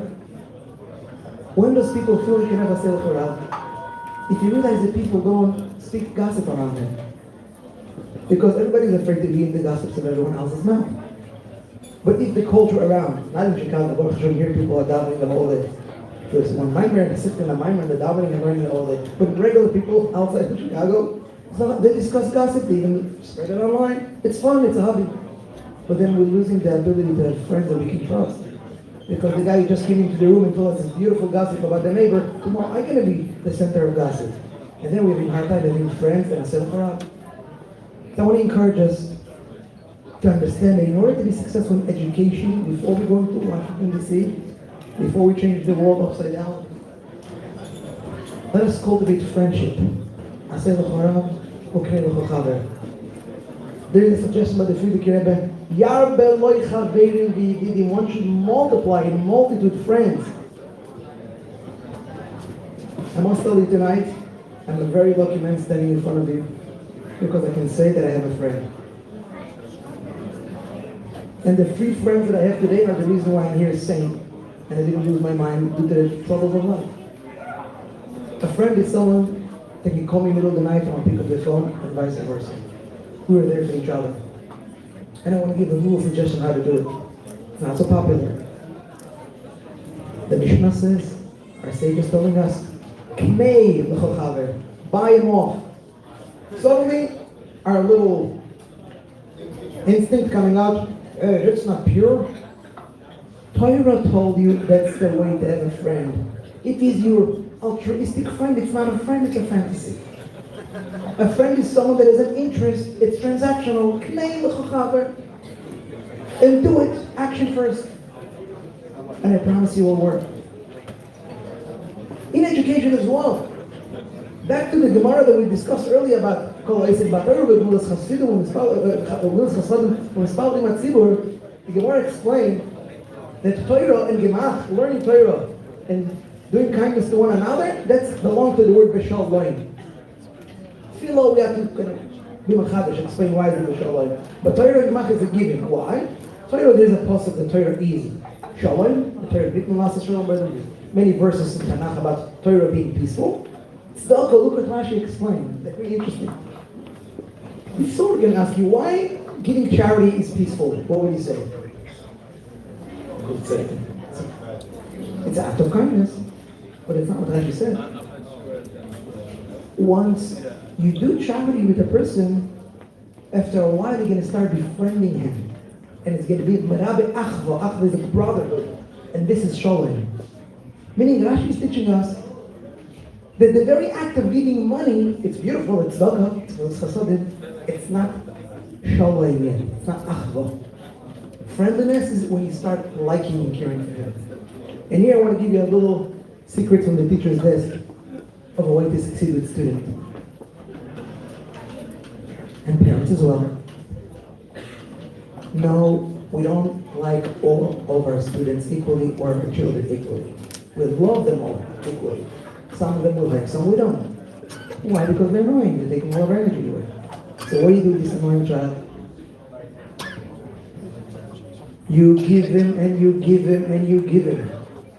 And as the Sifra Hakiro or Rambam and many of them says, Acharei hamaisim imshochim alevoves, once the action and following the action, the heart will be attracted. That's my secret as a teacher. And I can say by the end of each year, I really love and like everybody. The beginning and the middle, no.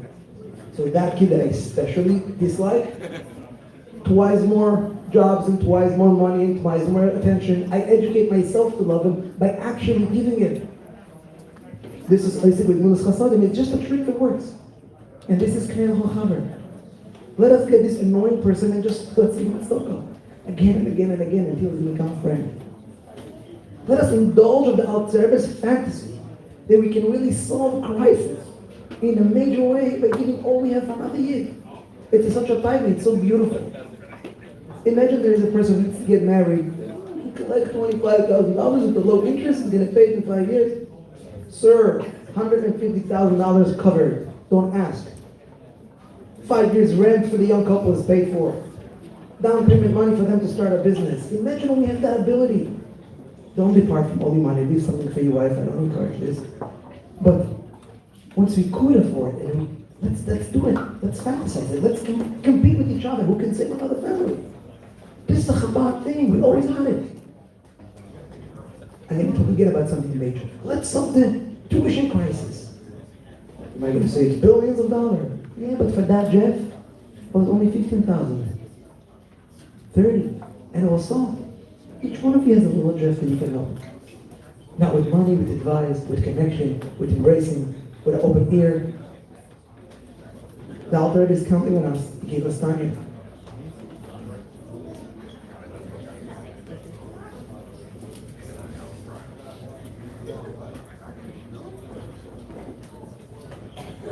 Avodas at Tefillah is not only in front of a siddur. It's before you make a phone call to a friend, to a parent. Haflacha with parents. As I told earlier, I told my friend, father and son relationship are difficult. When he told me, he was trembling. Wow, I'm not so bad after all. I'm a father, I know. It's difficult for my children. And it's difficult for me. But it's okay. They have a mitzvah of kibbutz avim, which I'm not ever telling them.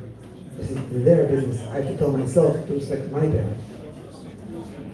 And I always ask children in my classroom, teach them this type of topic. Don't come home and lecture to your parents.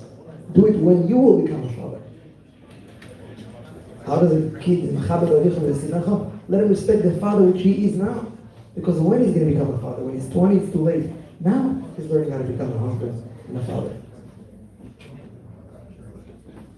So while it seems like the whole world goes upside down, it's actually going inwards. At the end of the day, even those you think most barbaric enemies that we have, one-on-one conversation, they will reason with you. They will look up to you. They will respect you, and they will tell you you're right.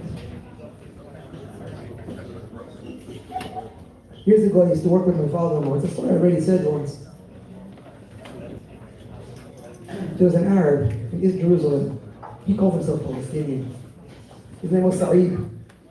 He was old and he was frum, meaning he would daven every day, he would pray and come to the business. He was a nice guy in the business. In those days, more than 20 years ago, there was some political agreement between the American government and Israel that they called it the tenant agreement, the mutual agreement. We're talking about percentage, God forbid, of the West Bank, which they call Yehuda v'Shamar, to give away. My father, a local American, doesn't know much about Israeli politics. in a friendly conversation, we talked to this Saeed. So Saeed, what's your problem? Why you guys need 24%? Get 50%. And like it's the business of schmackers. And then we're talking about it back and forth. And I would listen. Now Saeed knew that I'm Israeli, and I knew he's an Arab, and we knew each other very well, but out of respect, I would not budge into this conversation. Saeed himself was an old man. My father was my father-in-law. And one day he turned to me, Yusuf, what are you thinking, Yusuf? I was like, yeah, Saeed, yeah, Hawajaya, listen to me, ya Saeed. I know you, I'm a good man. I don't hurt none of you people. I'm going to bring lots of buses and trucks. Take all of you, give you a suitcase in the hand, $1,000 cash, and send you back to Arabia where you belong. And before that, one little condition. You know, in the Holy Temple, my house, you have by you the stone in Makkah, it's called the Kaaba. On top of the Kaaba, we Jewish people have a tradition, we're supposed to have a synagogue right on top. I go, oh no! I said, well then take your synagogue with you as well from our place. He turned to me, he gave me a big hug, and he said, Yusuf, you got it. It wasn't a fight, it was the truth. It wasn't about politics, it was about understanding the Middle East. How do I know that? What kind of genius I am? Lubavitcher Rebbe taught me. We're going to follow. Lubavitcher was taking the Israeli politicians. He wasn't talking about the Torah or Halacha or Shulchan Aruch. He wanted them to understand how to deal with the Middle East arena, with the Middle East philosophy, seichel, wisdom. That was the smartest guy that those politicians met, that the engineer met, that the general met. When the line of Bar-Lev was in danger, they did not quote the Halacha and Shulchan Aruch. They did not quote all this story. They returned to Ariel Sharon was in his office and says, I don't understand you guys. You have an existential threat on your borders. Why didn't you learn previous war? I'm talking about 1960s, 69, 70, right before the Rogers Agreement. There was a famous line, it's called a Gino line. And there it says the Bar-Lev line is ke'ayin el ke'efes. It is like nothing compared to this line and its deficiencies. And it was broken immediately within a few hours because the Germans just concentrate forces against it. How do you think this silly line is going to protect you from a future war? And Sharon came out blown away with the wisdom of Lubavitcher Rebbe, which unfortunately ended up being true. I'm talking about the wisdom of the military, of understanding the military. And I want to show you also how professional the Rebbe does it, emotionless. Think a second. Where was the Rebbe when the Maginot Line was broken? Anybody? Where was it? In Paris. For him, it's not a story. It was their existential threat. They had to flee away to Vichy, and then to Nice, eventually Marseille, and the rest people came here. He could have said, I've seen it, I've heard it. Then they'll say, oh, you're biased. It was irrelevant. You didn't have to. You did a b'chira chofshis. It's a free choice. You lay it out in front of you. Take it or leave it. So in education, how many advice we have from the Rebbe? Our little teenagers, boys and girls, have to know that the wisdom is by us. Friendship, marriage, education. Let's take the health arena. We all know about 3 principles that the Rebbe wants us to live in. Meaning when it comes to halacha, ask the Rav. Reifi Yedid, Shtei Reifi Mumchim, a friendly doctor and 2 experts in the field. And Yedid in Levinim, friends who understand. I want to tell you a story. I have a friend that the name Shnei is on it. He's my brother-in-law as well. But he's such a friend, he's way over city the brother-in-law. His last name Winch. His father is Daniel. He's Dr. Winch, and I want to wish him maybe so good. He have a refuah shleima, Daniel ben Chasha. I call this Rolemo means a refuah shleima. This Danny was one of the first doctors who attended to the Rebbe.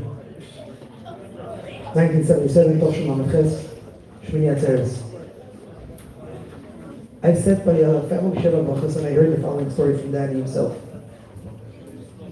A year prior to the Rebbe's heart attack, on the day of Shmini Atzeres, there was another prominent Jew by the name Rabbi Parshan. I think he was from Canada, Toronto. And he suffered some sort of heart problem, and he had to be taken to the hospital. And the people who attended him, among the people who attended him was this Dr. Danny Winch. The Rebbe walked by after the whole commotion finished, and he spoke to the doctor a few words, and he asked, "Tell me what happened." So he said, "We stabilized him, and now we send him with an ambulance to the hospital." Then I asked him, you just said he's stabilizing it. Do you think that taking him with the whole noise and discomfort to a foreign place like a hospital, that can help his health? So his first person said, what do you mean? It's protocol. It's sent to the hospital, he suffered a heart attack. But as a doctor, said there, you just said he's stabilizing him. Is that going to further stabilize him or deteriorate him? And he was thinking, he said, you have a point. He was interpreting that the Rebbe was preparing him for the next year because he was the first doctors over there who say, listen to Rabbi, if he said it's good for him to stay here, then he'll stay.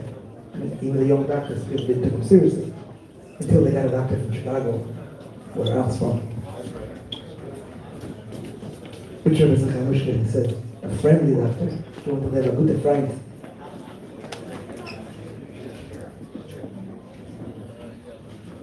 I would interpret it in a totally different way. The Lamed story, in some element, was a message for us Hasidim, which we didn't take all the way. They're basically saying, unless you have some sort of surgery, for 90% of the cases, one shall not have to be hospitalized. Because you see, it's doable. I know we're all going to say, oh, it's a lot of expenses, this Rebbe couldn't do it, there's no obligation for such funds. Hey, we have it somewhere. We have ambulances. 200 years ago, he told me, we'll get our own truck. They won't believe it happened. If every city will concentrate and will have a team under paralysis that can come to your house and put some minimal machines with one central command that can just see and how can we, and did it actually during COVID, Incarnates, phenomenally successful due to the greatness of its own and the help of the Rebbe. But it's doable. And take us many years and we don't change it. Everyone wants our health to be better. And I'm trying to explain to our Now, what's the idea of it? You did F.R.E.E, you did a friendly doctor. Why does he have to be so friendly? Can I go in with him to the park?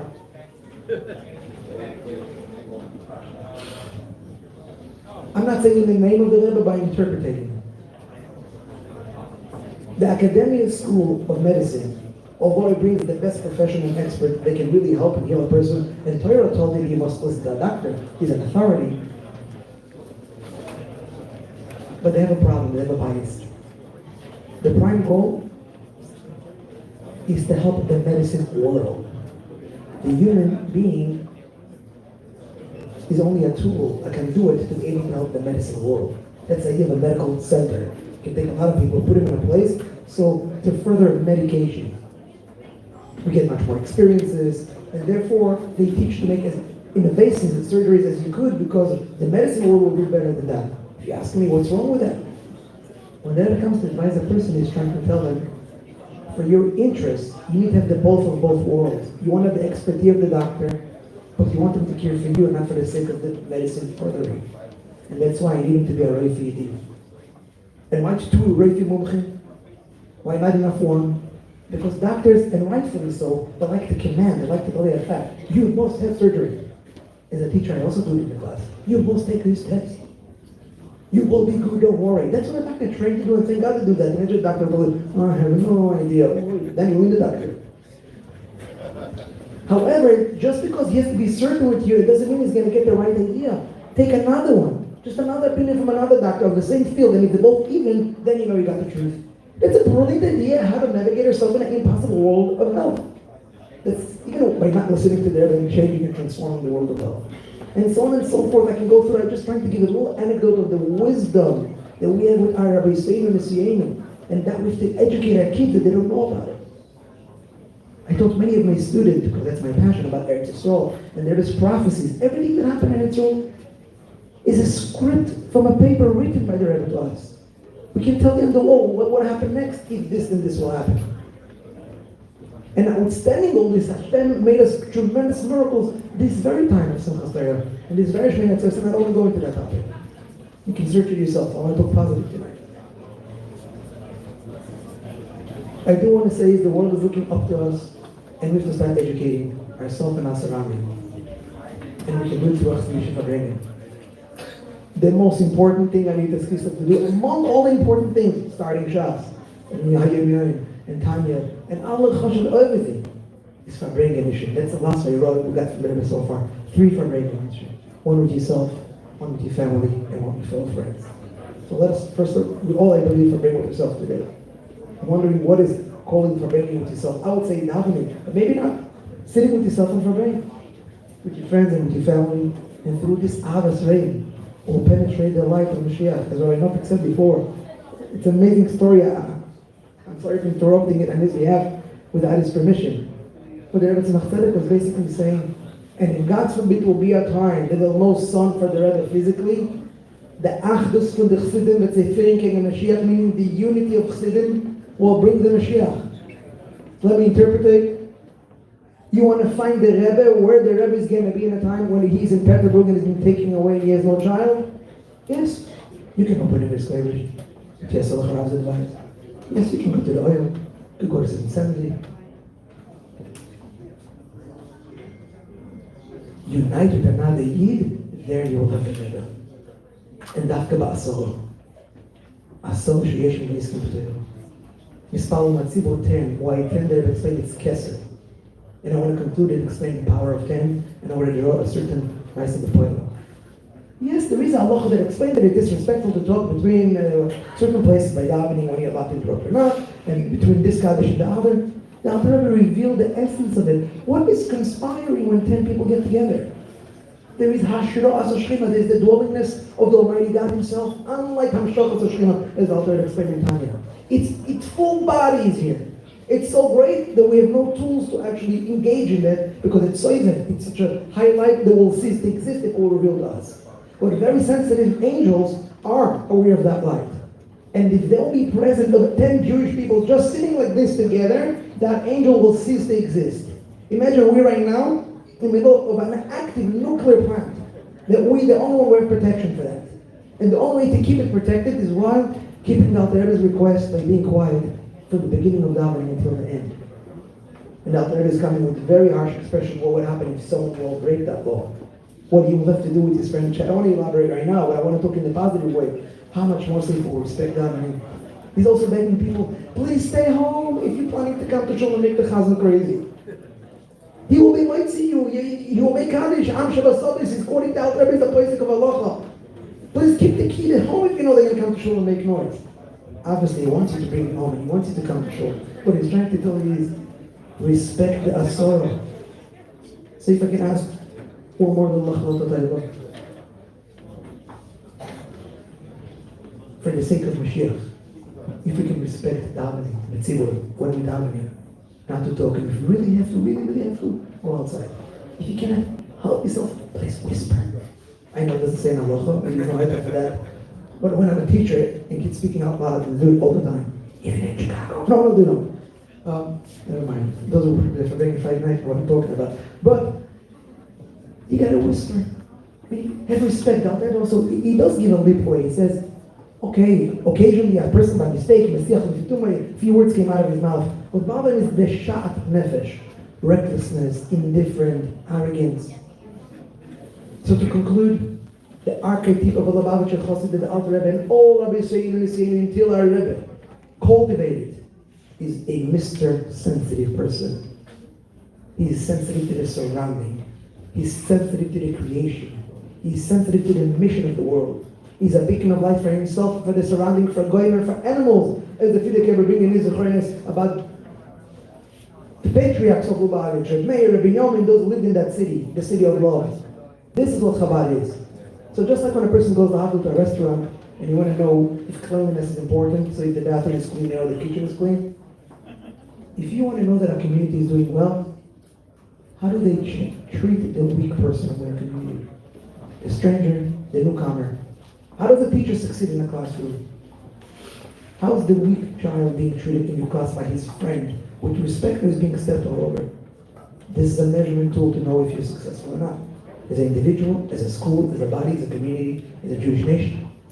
So I want to encourage us all tonight. Let us take the Chabad that we have and that we know, and we're acting upon. And I'm humble in front of you. You guys are doing 10 times better than myself. But I'm just on the outside, want to encourage you. It's such a great place, such a dwelling place to bring this truth. Let us love each other actively. And let us do it with oil and chayes, with greeting them. And let us be shaking, moving, calming, lebedigkeit. That can only happen through inspiring someone else. only true love and only true life we cannot live. And yes, sometimes we'll do tribulation, I'll just do it again and again until you'll do it. And there's no doubt that Hashem is Baruch listen to us. And from Biku, Chicago, we'll take Chicago with ourselves, the Klal Yisrael, and we'll go to Yerushalayim. And all the goyim of the world will come to Yerushalayim to thank the Rebbe and to thank Hashem for showing them the light. They're waiting for that. And all the Jewish children who are lost right now, who will aid them Be'eretz Yeshua, and Nidochem Be'eretz Mitzrayim. And friends and family that we know, talking terms, will make peace with them. And Hashem should help us to do it. And together with that love, with that achlot, and the schus of the Baal, Simcha, V'Geula, which came out of the ultimate goals tonight, even from the house of the opponent. And closing up the Rebbe's Sheva Brachas, called Hashvin, Chavivim, Chasana, actually the wedding, the idea of the Shekhinah of the Eibishter, and Klal will come together, we will come together, and we will be quiet in the shul, and we will help eat with tzedakah, and we will smile to our person, and maybe we'll convince more Jewish child to come to Jewish education. And Hashem will listen to us and send us Mashiach Tzidkeinu. Technik mir Mamish. Thank you.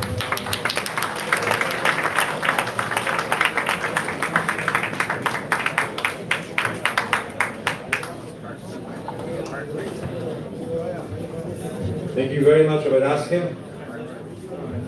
We're going to move the tables together and continue. This is Farbrengen. Still going to be the mic. Still hear from the speakers. Speakers are digging.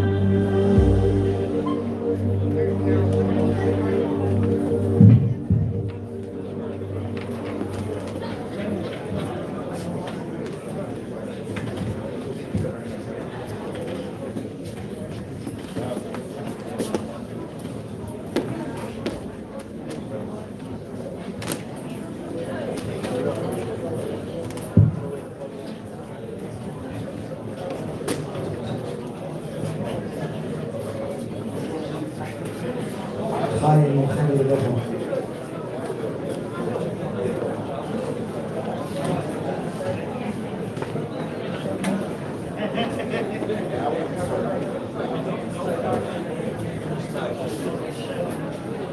Often one might wonder why, out of so many Chassidim who lived in the last generation, among them people who sacrifice their lives, Baal and serious nefesh, going and Ovid and Kislev, all type of great scholars, yet one of them somehow managed to captivate not only the imagination or the lingo, but perhaps our narrative of Chassidim. I hope you guess which Chazal we're talking about already. If not, I'll tell you. His great-grandchild is next to me. His name is Mendel Futterfuss. What was about the Mendel Futterfuss that others didn't? Now that it's informal part, we'll take a 10-second pause. Try this again.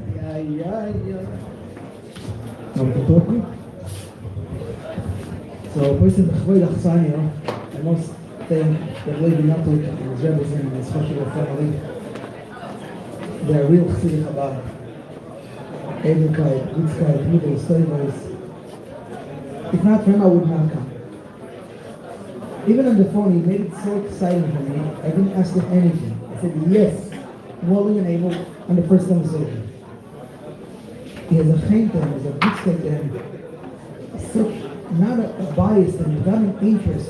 He really wants to celebrate the best Kislev, and it convinced me. I actually have to teach the family Shabbat Brachas about a little snack for that, but it was worth it. I'm saying it that way. Beautiful Shabbat Brachas. Look, what I've seen over here is Mamash really recluse. Look at Ashgacha Pratis. My father left Russia in a very unusual time. Most Chassidim Chabad left in the famous Bricha, the escape, which took place 1946-47. Then a large group was stuck for many, many years, and they came early 70s. The next shift was probably 90s. Some people somehow made it during the 60s. Among them was my father's family. His parents. A year prior to that, I was their cousins. Another time I'll discuss it. Right now I want to say, my father was reluctant in a city without a Jewish cheder. Perhaps they were probably the only full family in the whole town. It was a big city. Whenever I would ask my father, how big is that city? He would always tell me, it's like Chicago in the United States. That's how he used it as a reference to the city. And the city today called Nizhny Novgorod. When he was a child, it was called the communist Maxim Gorky. That's where he grew. It was a military industrial complex city. He had to visit Karino to Kahar. And they were forced to go to a public school, and every Shabbos had to find an excuse not to be Mechal Shabbos. During the summer, the communists were very wise how to brainwash. And all the public schools, on the expense of the country, of the state, will be granted a free summer vacation, which is a summer camp, boot camp, whatever you want to call it. Actually, very fancy facilities with the best educators to make them very good, loyal tavarish to whatever the communist idea. My grandfather, Mashallah, had the wisdom to make him escape the city and go far away to Chernovich, where they had an uncle by the name of Moshe Deshetsky, and he gave him the little Judaism that they had. When my father reached the age of 17, his father decided to try to send him to a real underground yeshiva, not only in Lamed, which was in Samarkand, Central Asia. And that's where he headed. And guess what was the name of his Rabbi? In the first Notik yeshiva that he attended in Soviet Union. Rabbi Yanko Notik, the father of the very rabbi was sitting on my right. And my father spoke about him with great respect and admiration.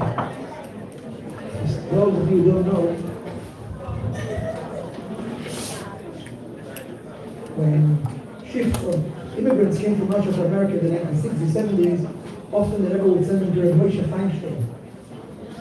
And Rabbi Feinstein, when he met Rabbi Notik's father, he was blown away how Chassidim under such circumstances managed to have so many ideas, so much knowledge and prayer.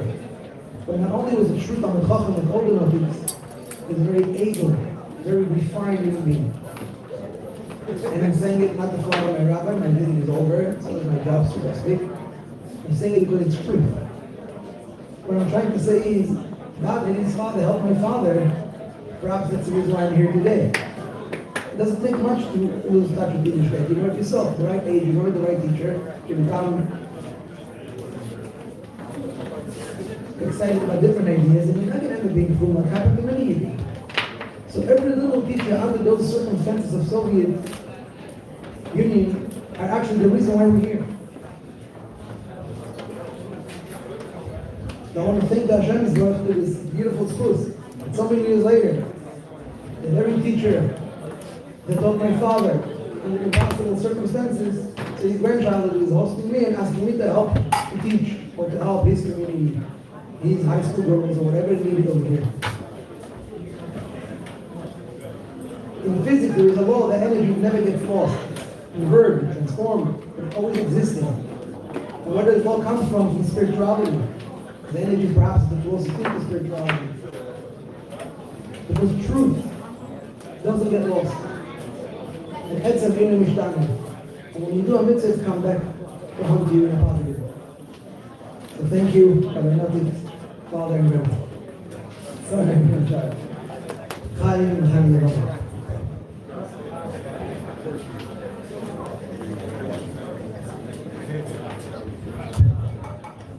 I'm just not comfortable being in control, sorry. Okay.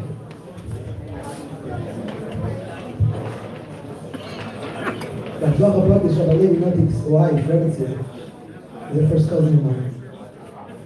I want to share a story for the common day that we both have, the very bridge. I grew in his house, I heard his stories. He was arrested at Chodal Davis in the Simcha of the Alter Rebbe. 17 years old, buffer, an underground teacher, because there came a time that they were sent to disappear to the Gulag. All the teachers. They became a secluder, they became dangerous to families. They get the widows and orphans. So that changed the strategy, and started recruiting buffer. It's less of a risk, it's only one life, not collateral. That's how bad it was. But it was dangerous, people literally risked their life. One of them was my grandfather, he was a friend of her. They were both under the supervision of a very tired Yid by the name of Moshe Rubinson, all the Shalom. And they were caught, and they were thrown into juvenile prison. There's a book already printed.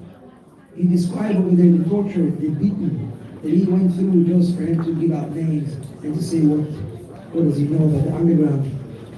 Tremendous torture. And how they survived it, what happened to them, that they escaped. The reason I'm telling you, well, I'm not going to elaborate in particular on this story. I'm going to go to a total different story. Although if time will allow, I'm going to go back to one of the stories.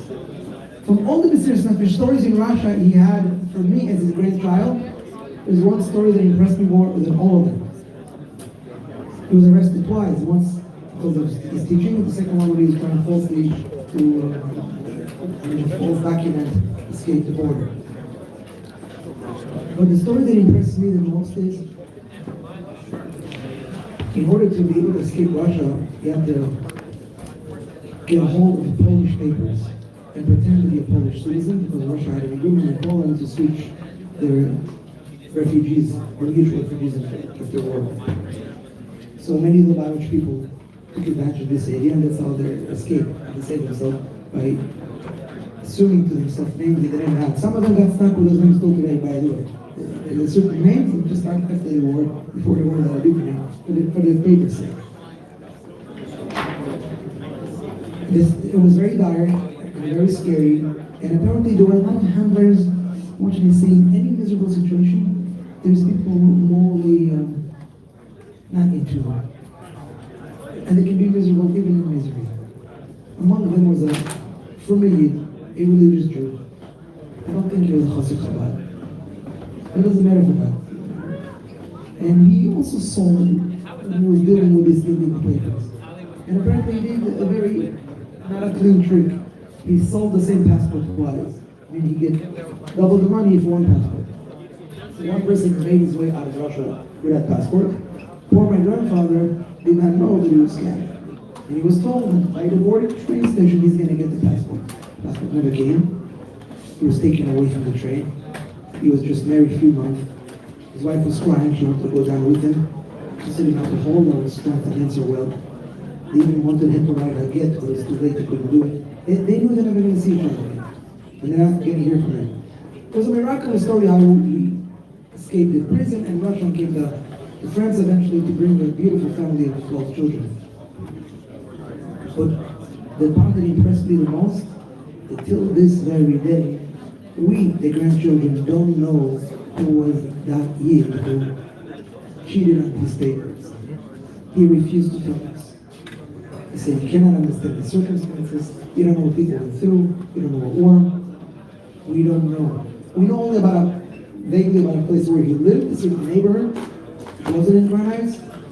And I'm so thankful to my grandfather for not telling us. We don't need him. It's not important. But devoid of the name of the person who, so to speak, risked his life in such a miserable way, he brought us up to understand there's something greater than your personal escape. Keeping another Yid's name sacred and safe. Don't hurt him and his family. He actually writes in the book, the one day he met him in the street with his entire family. And it was very hard for him because the first instinct was to scream. He ran over and gave him a hug to show him that no hard feelings and right to eat him. I don't think that's really a sign that people like us can really go through and do it that way. But somehow F.R.E.E can say just a little bit sometime to let go of certain things. Hashem can give us the strength. This is the story that gives us strength for this grandfather. Chaim.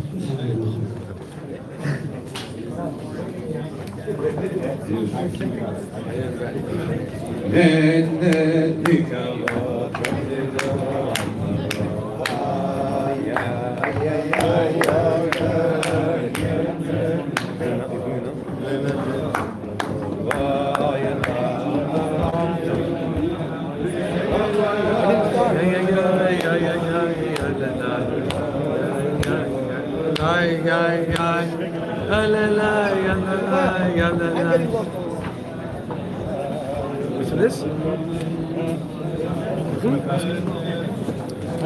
I'll give you the mark.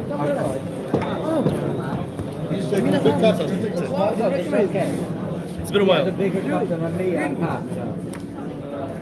Anyway.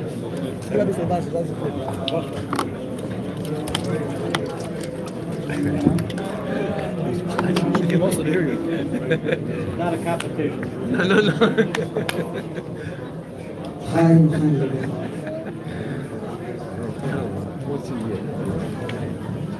I was debating to take the bottle out last night. Somewhere in the 1960s, remember when he released out of prison together with his best friend, Moshe Nichetsky, and they lived in the same town as Chernobyl.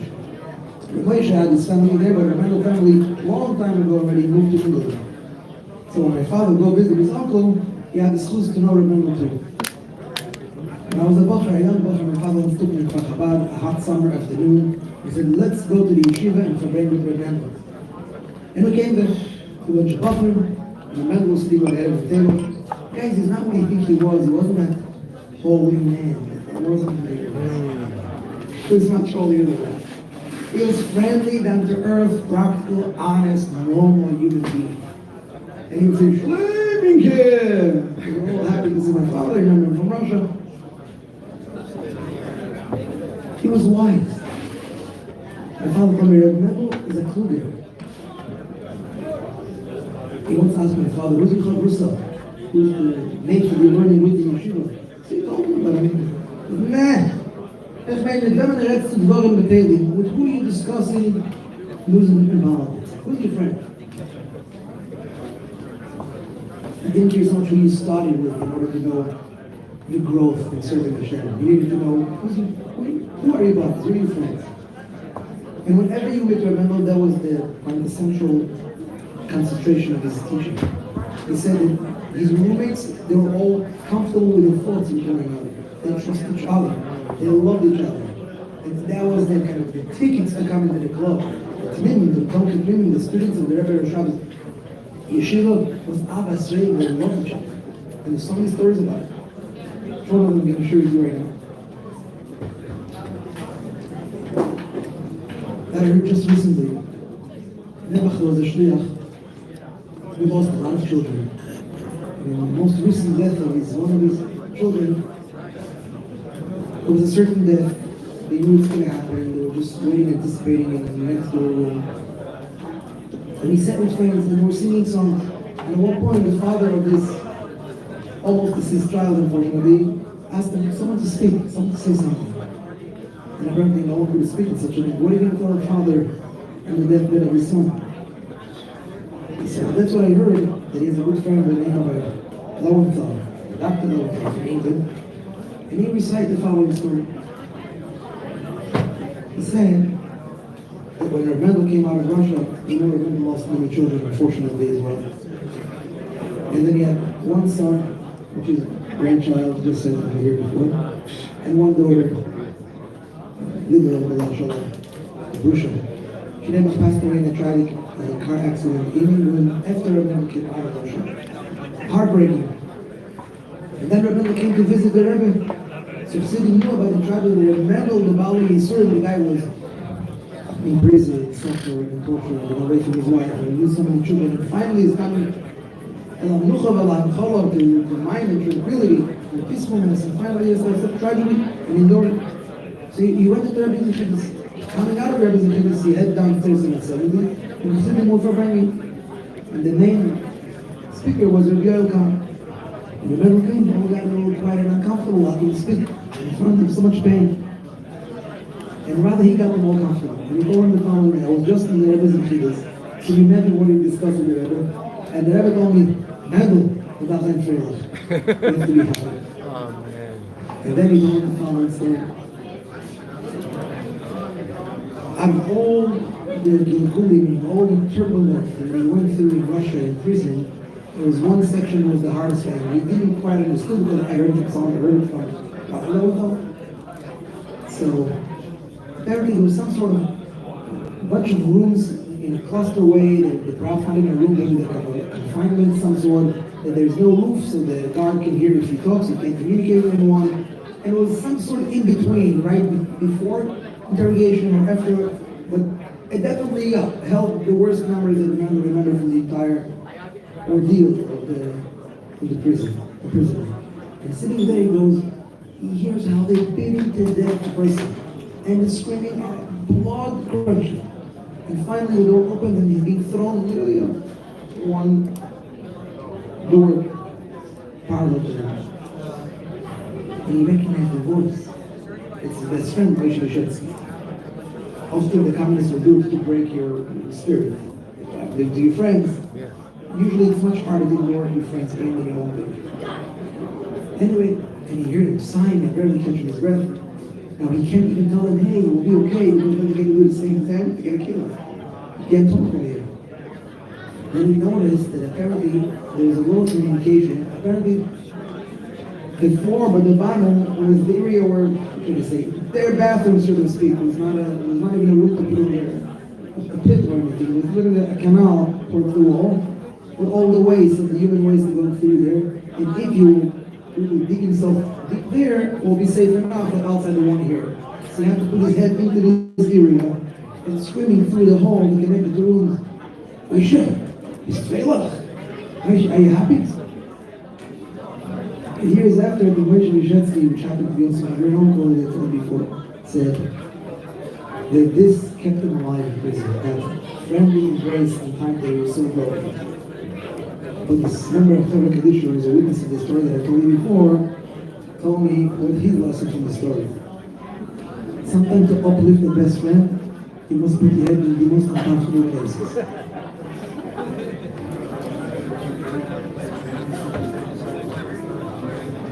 Rabbi laughed at himself, and he battled depression. And he overcomes. And that's why you don't have a problem with other people. There were once a time that people had big arguments and machlokes with each other, what's the right way. You'd ask him, Rabbi, what's your opinion? Who's right? He said, so be afraid of it. Those who are happy.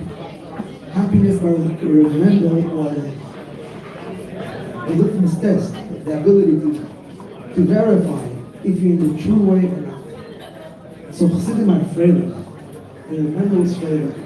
But happiness is not a light word. Happiness comes with a lot of words. And remember the inspiration for all of us to be happy ourselves and to make others happy. Chaim U'Bracha.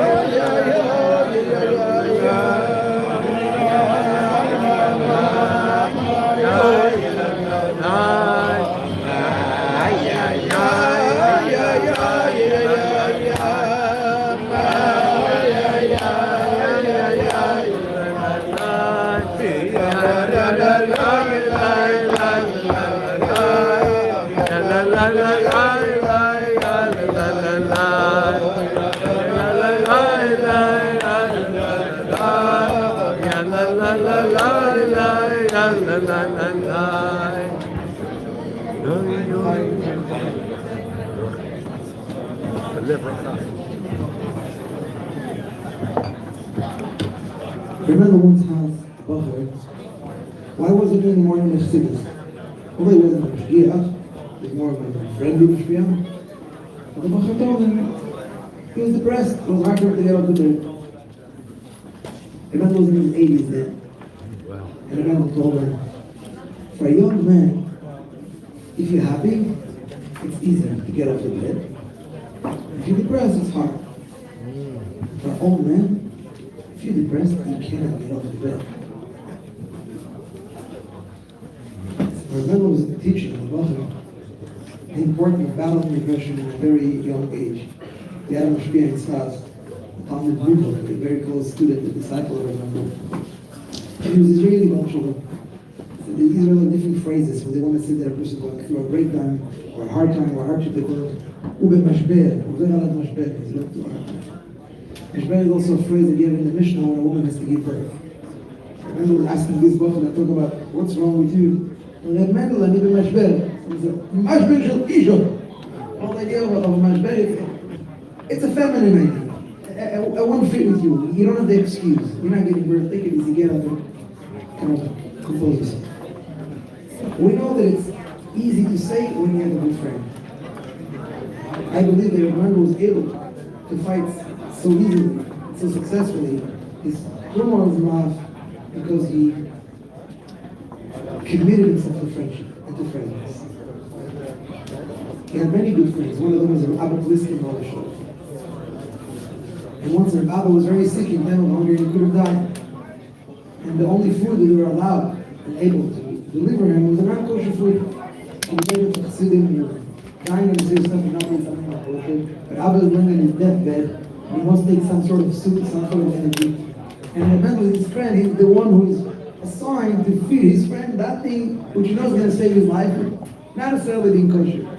So you think, he closed his eyes, screams my soul, fresh, Abba, fresh. Indulge, Abba, indulge. Only a chassid that doesn't have very big tolerance. And I want to encourage yourself to learn from him a little bit. I'll say a story now about my Zayda Bear. And it's a story about Abba's soul. So the second attempt, the first attempt to go out of Russia, the second imprisonment, he was taken to prison. And he illustrated me, described to me what prison looked like. Those of you who know my grandfather, he was a character. Innocent and naive in a painful way. You cannot imagine. He will never cheat you on a penny. I mean, he suffered a lot because of that, but that was his character. So he's coming into prison, and as soon as he comes to the main room, there's gangsters there. They took away all of his stuff. So as soon as they had a lineup or something, Captain Webber says, "Does anybody have any questions?" He raised his hand, "Yes." What's your question? Is this place where we are, is it a place of chaos? How about you can just do whatever you want, or is it law and order? You see the man, what kind of questions that can respond to that? And of course there is law and order here. Well, because I just came in with my briefcases, everything was taken, I had no food, I was holding it. Who did it to you? And he put it on the dog. So my grandfather told me, took the dog and put it in the window, and they gave him a knock on his nose, and he came back bleeding, and signing to my grandfather on his neck, "I'm going to kill you." What are you going to do now? Now, apparently there was a gang fight within the room, so the head of the other gang pointed to my grandfather, "I'll protect you." And he was protected from the second gangster. But it's classic. When he said it to me, he wasn't even bragging, he just telling me the story the way it was. Then he was right away worried what he's going to do Pesach, how he's going to eat kosher, how he's going to survive, and he started saving sugar cubes and trading them for other stuff. Long story. He got to know a Lubavitch lady, which happened to be from my father's side, a great aunt. Her name was Mama Sawyer, her father, her mother was a Raskin. She was their father. She married Kathnoli, and her father was a Katzil. So, she was a feisty woman. She was involved in a lot of underground work to help people and save them. So she had always connection in prisons. Got to bribe everyone. And she had a few people who were on our payroll. And like this, we get information and something. So she had prisoners. So apparently, this great escape of